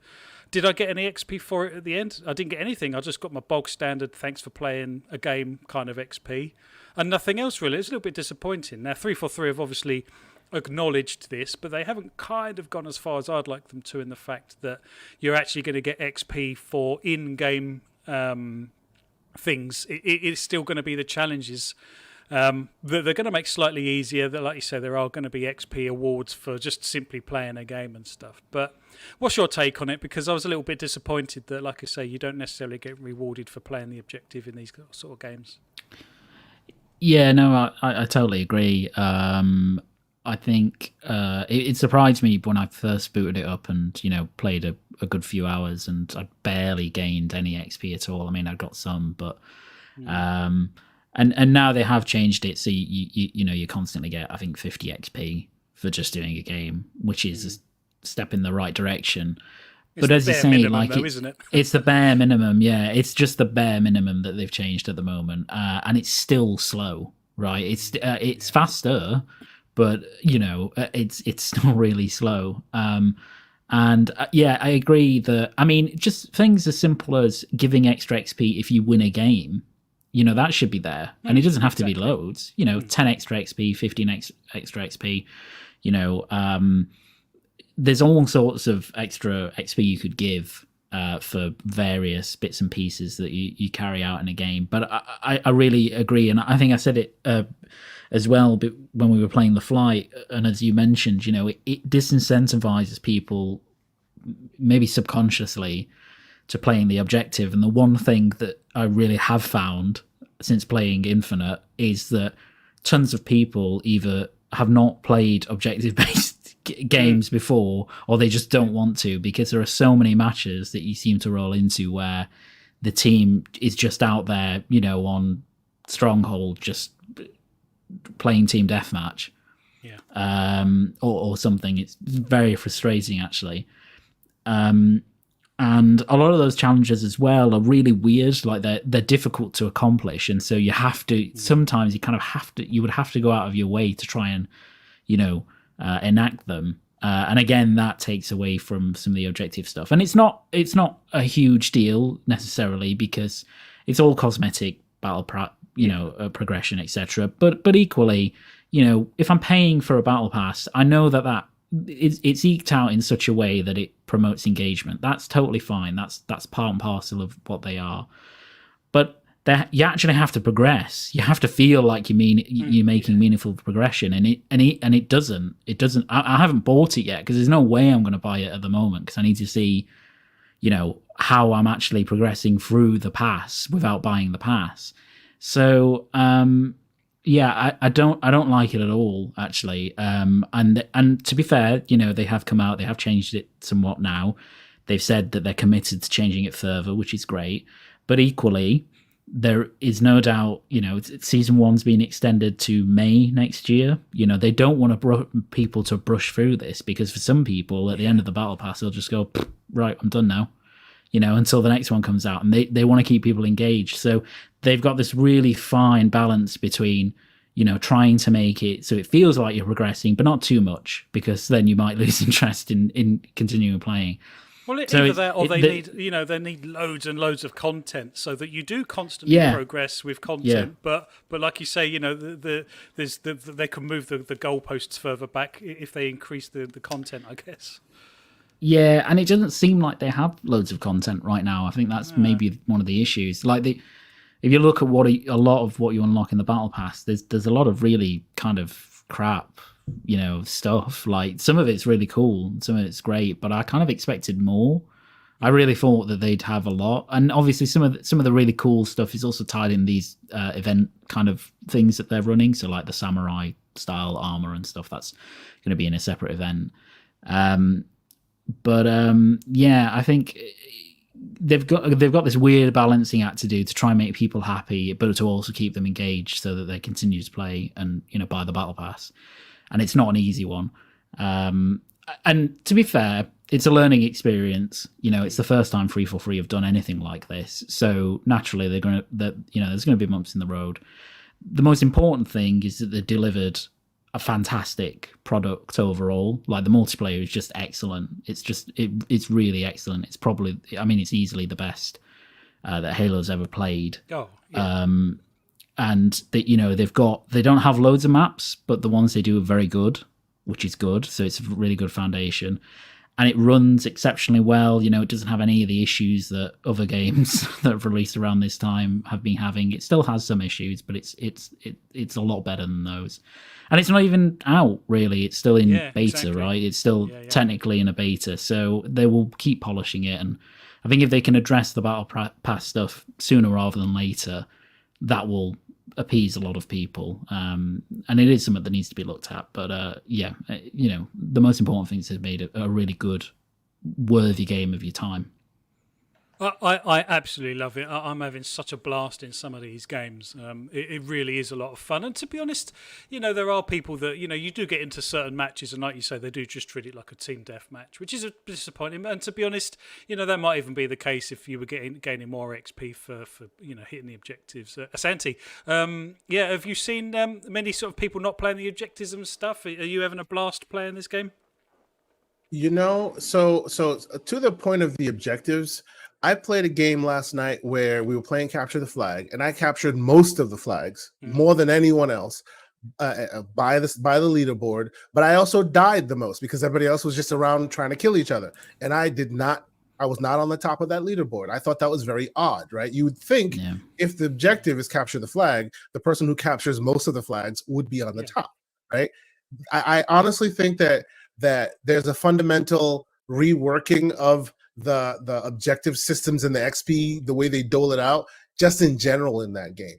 I will say, admittedly, I tend to be more a single player gamer than multiplayer these days. I have little kids that run around my house, two little ones that I do not want to see. I don't want them to see Papa shooting even aliens in the face right now. So I tend to do my multiplayer gaming at night. And Halo specifically, I've had a love affair with Halo for a very long time. I'm one of those rare freaks who is still, to this day, trying to get every single campaign achievement in Halo multiplayer, in the Halo Master Chief Collection. I think 90 some odd % of the way through. So I've been playing that for years, and I have like a club and all of this. So I'm very much a single player gamer when it comes to that. And my idea initially was to wait, as I hear, there's still growing pains. I do get into the multiplayer, but it's to wait until I'm done with the single player first, like fully done, and then I jump into multiplayer. And based on what I'm hearing now, that's probably a better idea since they are still in beta. What I will say is I'm heartened by how quickly they responded to this stuff, how quickly they were out there saying, "Hey, we hear you. We're going to do something." And as has been already said, they're trying to thread that needle. It's still new for them, trying to figure out that sweet spot of, hey, we're giving this game away for free. We need a little bit a return on that while still making folks feel like they're playing and getting where they need to go. I honestly think that I suspect that when we're in the season 1, season 2, season 3 of it all, you will see that a lot will have changed because they're very committed to like doing that. As a Halo Master Chief Collection player, they updated that thing, and I was part of the I've been part of the insider program on Halo for many years now, so I get access to those updates that came from Master Chief, and also now I get it for Infinite. They've been updating that game for many years. I mean, campaign updates, sound changes to the way the guns worked, adding crazy weird there's now there are now what do you call it, cosmetics where one of them literally puts an OG Xbox console on your back in the thing, and the Duke controllers on your arm pieces and whatnot. They really go very, very far when it comes to their updates.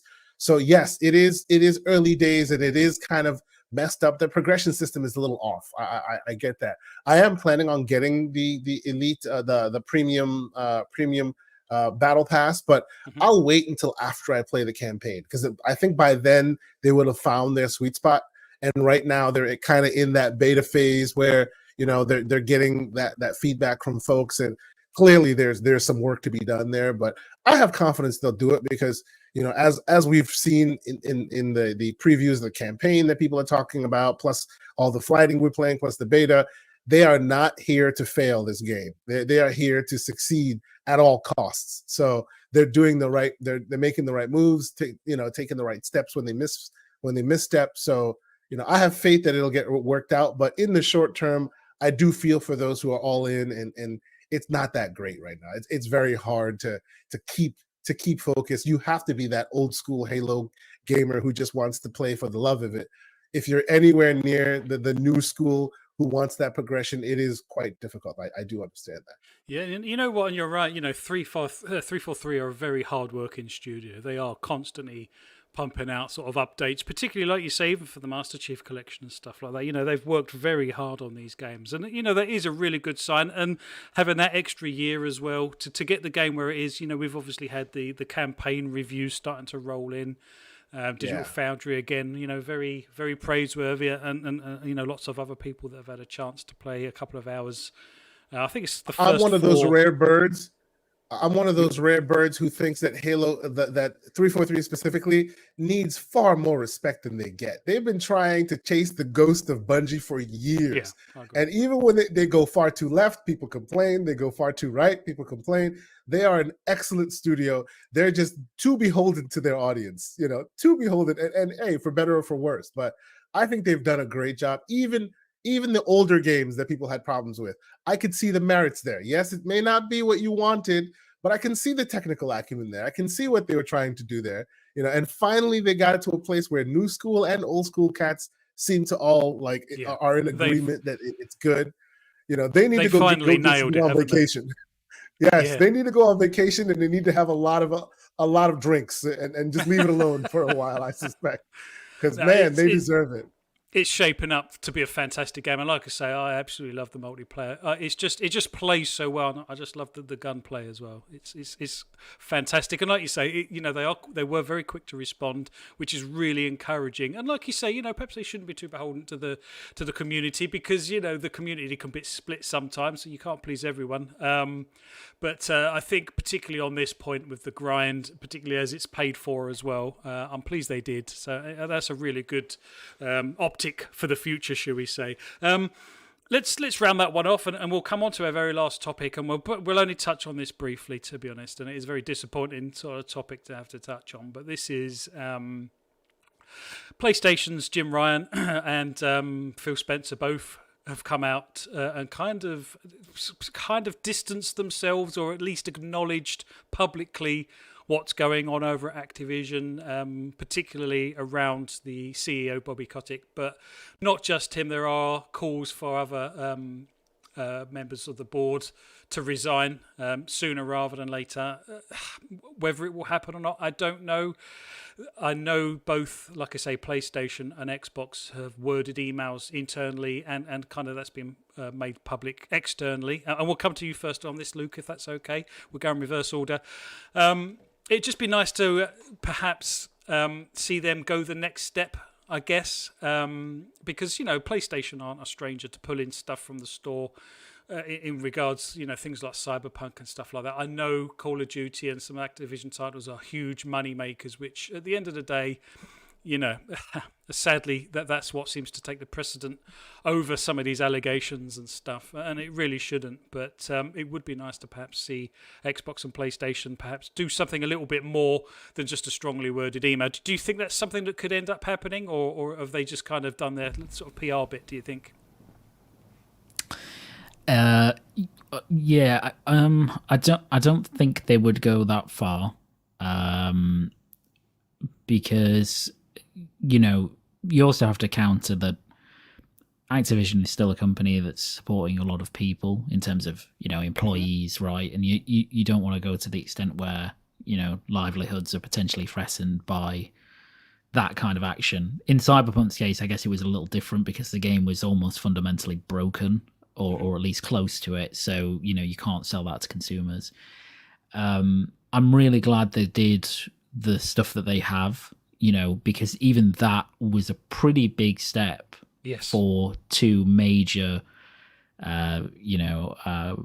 console makers, platform holders, and developer/publishers to come out and go, you know, we're really disheartened by what's happening. So that's really good. And, you know, it will continue to put more pressure on Bobby Kotick in particular, or at least, you know, inward Activision pressure on him. I would be quite surprised if he managed to ride this out.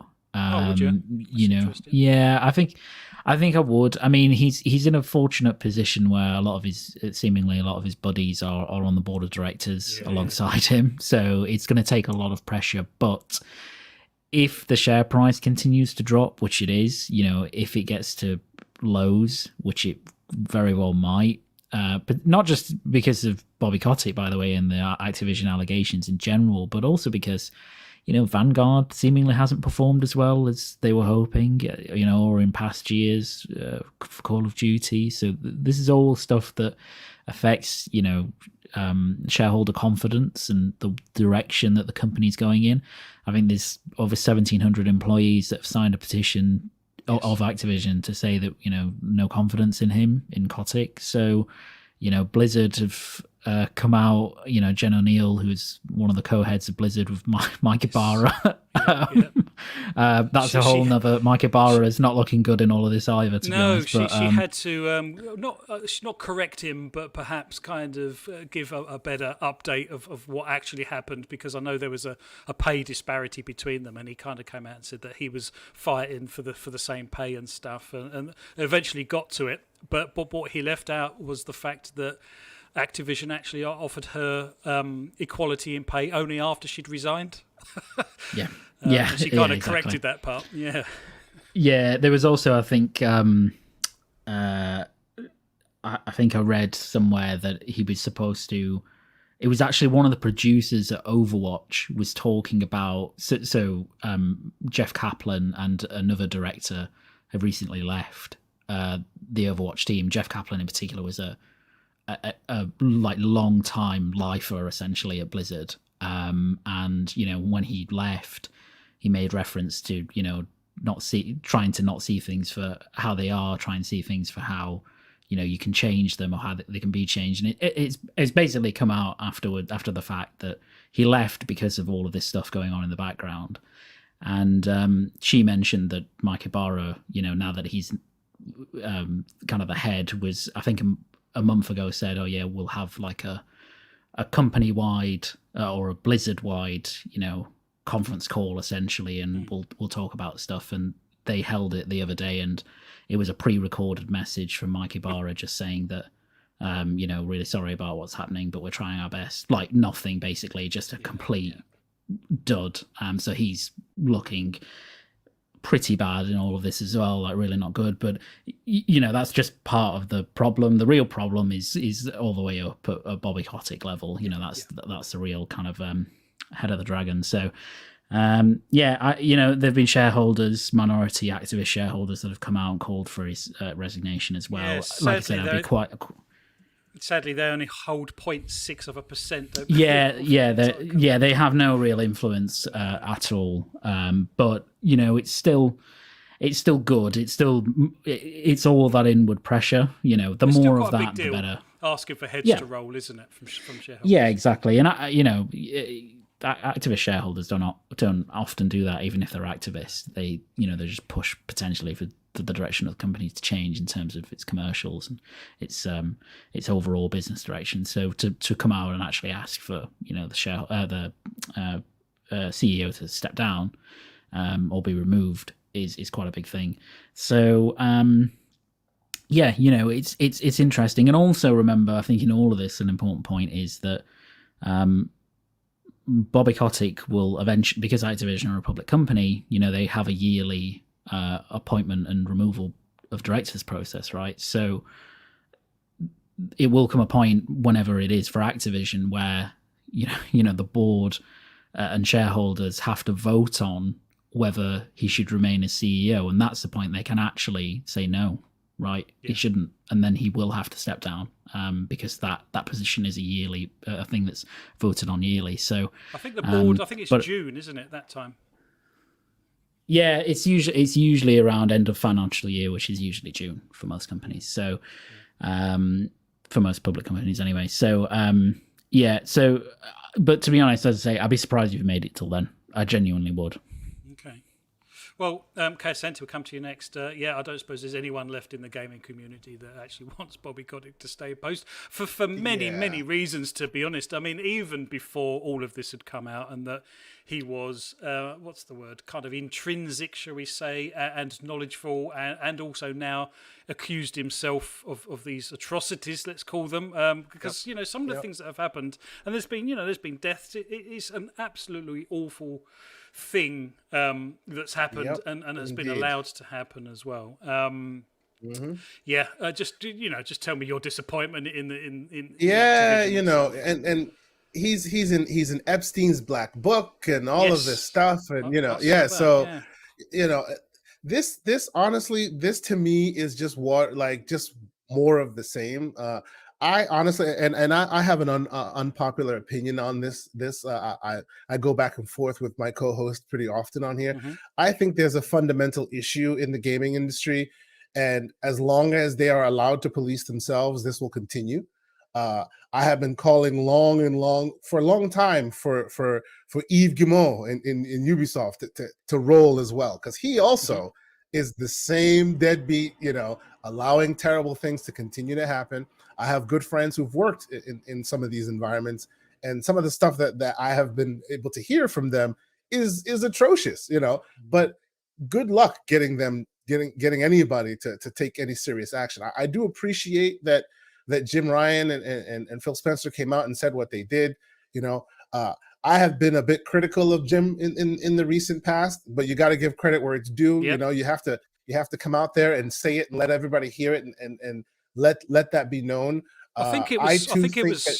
was. I think it was right for PlayStation to take the lead as well, because obviously their Yes, affiliation with the Call of Duty brand and stuff like that. I think. exactly. Yep. I Yep. think I'm really pleased that they made the call before they were asked to make the call. If that makes sense. 100%. Yep. Mm. 100%. Indeed. And there have been certain instances where they have been like suspiciously quiet. And I was wondering why. And in this instance, they took the lead. And I think that was Yeah. very well warranted. And I appreciated them for doing so. Mm. You know, I am of the unpopular opinion that not a regulatory body. I understand that there are connotations with that, but maybe an agreed upon, like a group of individuals, of executives on by many platforms, whether it be an executive from Sony, an executive from Xbox, from Steam, all those various sources, possibly women who will create a board that can go over these various cases and hold certain people accountable. And they can do so by withholding access to their platforms. It's the only way you get anything done. If you mess with their dollars, if you mess with the monetary income, then you'll see immediate change. If you wait for them to work themselves out, there are years while you wait. And yes, it goes through the various bodies. And while it's doing that, more and more people are getting hurt. People are dead. People are killing themselves. There's just so much like horror beyond all of this, right? Mm. And the more and more you dig through, they were like, oh, what was it? Blizzard used to be a company that was beyond reproach. Yeah, because nobody was actually looking in the back end of it, right? They've always been horrible. It's just now you know it. There needs to be something or someone or somebody that has been agreed upon by all platforms, because the platforms hold the power here. That everyone, let's say, and I'm just spitballing here. Let's say we have Sarah Bond from Xbox, and we have the head of Sony Santa Monica, and other various sources who can put together a tribunal of sorts, Mm. to go through certain cases and say, hey, this warrants attention, and if you don't make serious change, we will recommend that you are, temporarily displaced from our platforms or something, because it can't always go to the cops. All that takes too much time, and people are really getting hurt out there. And yeah, this is great that they're finally putting some pressure on them. How long will it take for that pressure to lead to something? We shall see. Yeah. It's very disappointing to me, all of this. I agree, and there was some esports sponsors as well that have started pulling out and disassociating themselves. And this was before Yeah. all of this. This was this is during the Blizzard Hmm. reveals, shall we say, or revelations, shall we call them? And to be honest, as a community, yeah, are people going to stop buying Call of Duty? I don't think they are. I don't think the vast majority of the casual gamers that play it, are probably even aware who Bobby Kotick is, let alone the allegations set against him. But I That is think when people, exactly a good point. Yeah. yeah, but I I'm think, sorry. Go ahead. Yes. well, when people like, when sponsorships start pulling out, and like you say, major platform holders are starting to air their concerns as well. I think, like you say, that's when the shareholders have to I hear start taking folks. notice. I hear some people say, "Well, why don't they leave, or why don't this putting it all on the burden of the victims, or vote with your dollars." these are multi-billion-dollar corporations who have a vested interest in keeping you exactly where you are.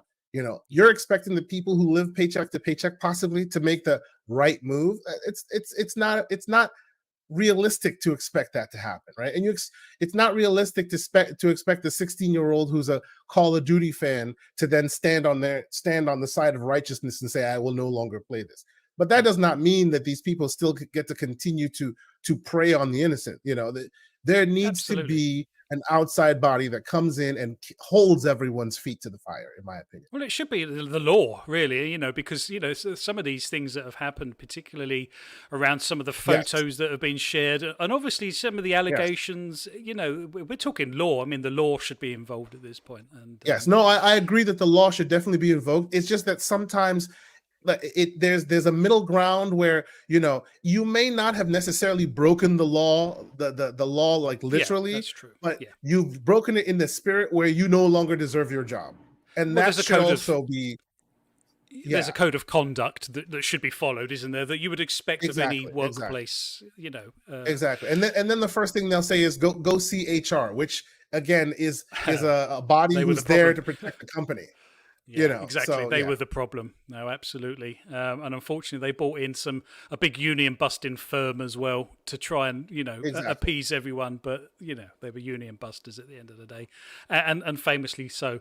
Puxley, very disappointed to hear that. What do you think the end of this is? I mean, Luke seems to think Bobby's not going to make it to the end of the year, and my God, I hope he doesn't make it to the end of the week. To be honest, but. Yeah, do you think this is going to play out where he's going to resign and force Activision and their game library, so things like Call of Duty, down a slightly different path, do you think? Oh man, that's a tough question. I find that difficult to answer because I think, we don't, as of right now, we don't know what's going on behind closed doors between, these emails going back and forth between Xbox and PlayStation. I think obviously PlayStation have a bit more of a foot to stand on because they obviously have this deal, right? So they have a bit of power, but then I think you asked the question earlier on about, will it affect the franchise? Well, if anything, it will. I don't know. Does it arguably negatively impact PlayStation? Because, as you say, for the millions of people who don't care about the kind of ethics of game development outside of just enjoying gaming as a hobby, if you pull games like Call of Duty off the market, I think there will be uproar. But then, for reasons that people enjoy the game and don't care about those ethics behind it, but it doesn't mean it's any less important. But I find it really say they don't care. I'd just say that they're probably fairly innocent, stroke ignorant of that side of things. I think so. That's what I mean. So I don't refer to them like they find out this information and go, yeah, whatever.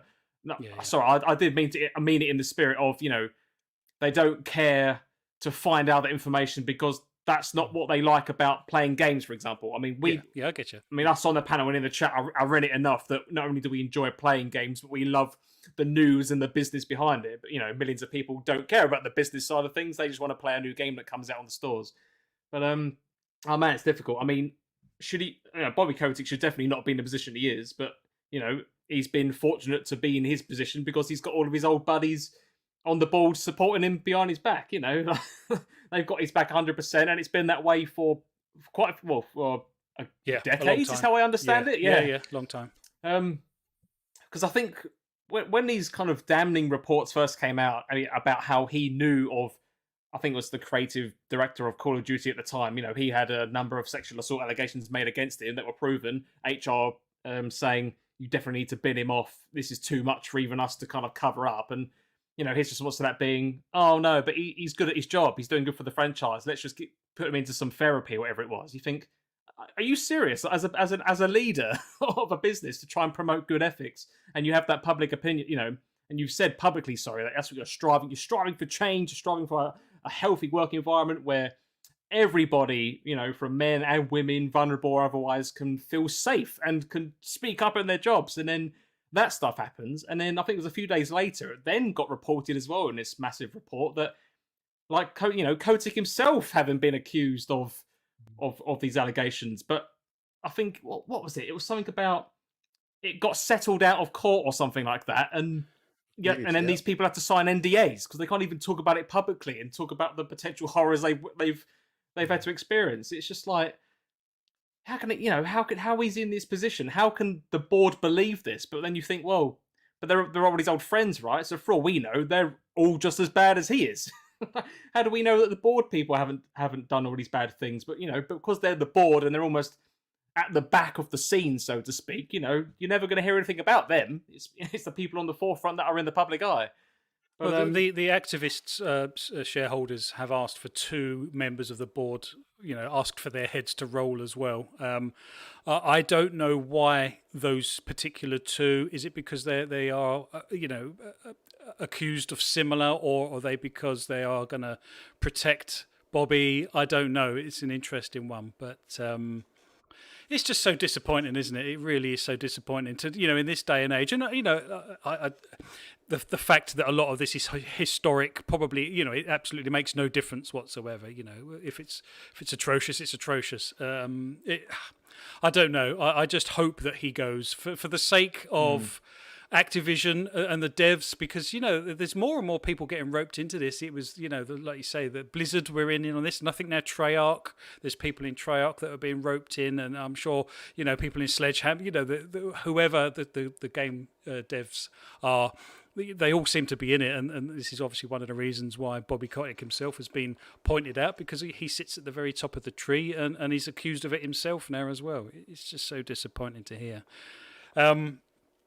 Well, like you say, Luke, I hope you're absolutely right. I hope he's gone, like I say, by the end of the week. The reality of the matter is that they make, millions upon millions, billions even. I think it was 2 billion. I think their revenue was up slightly last year compared to the year before, if that makes sense. So I don't know. Like you say, money is where it hurts the most. But, if they're still making money, it's I just hope the right thing happens.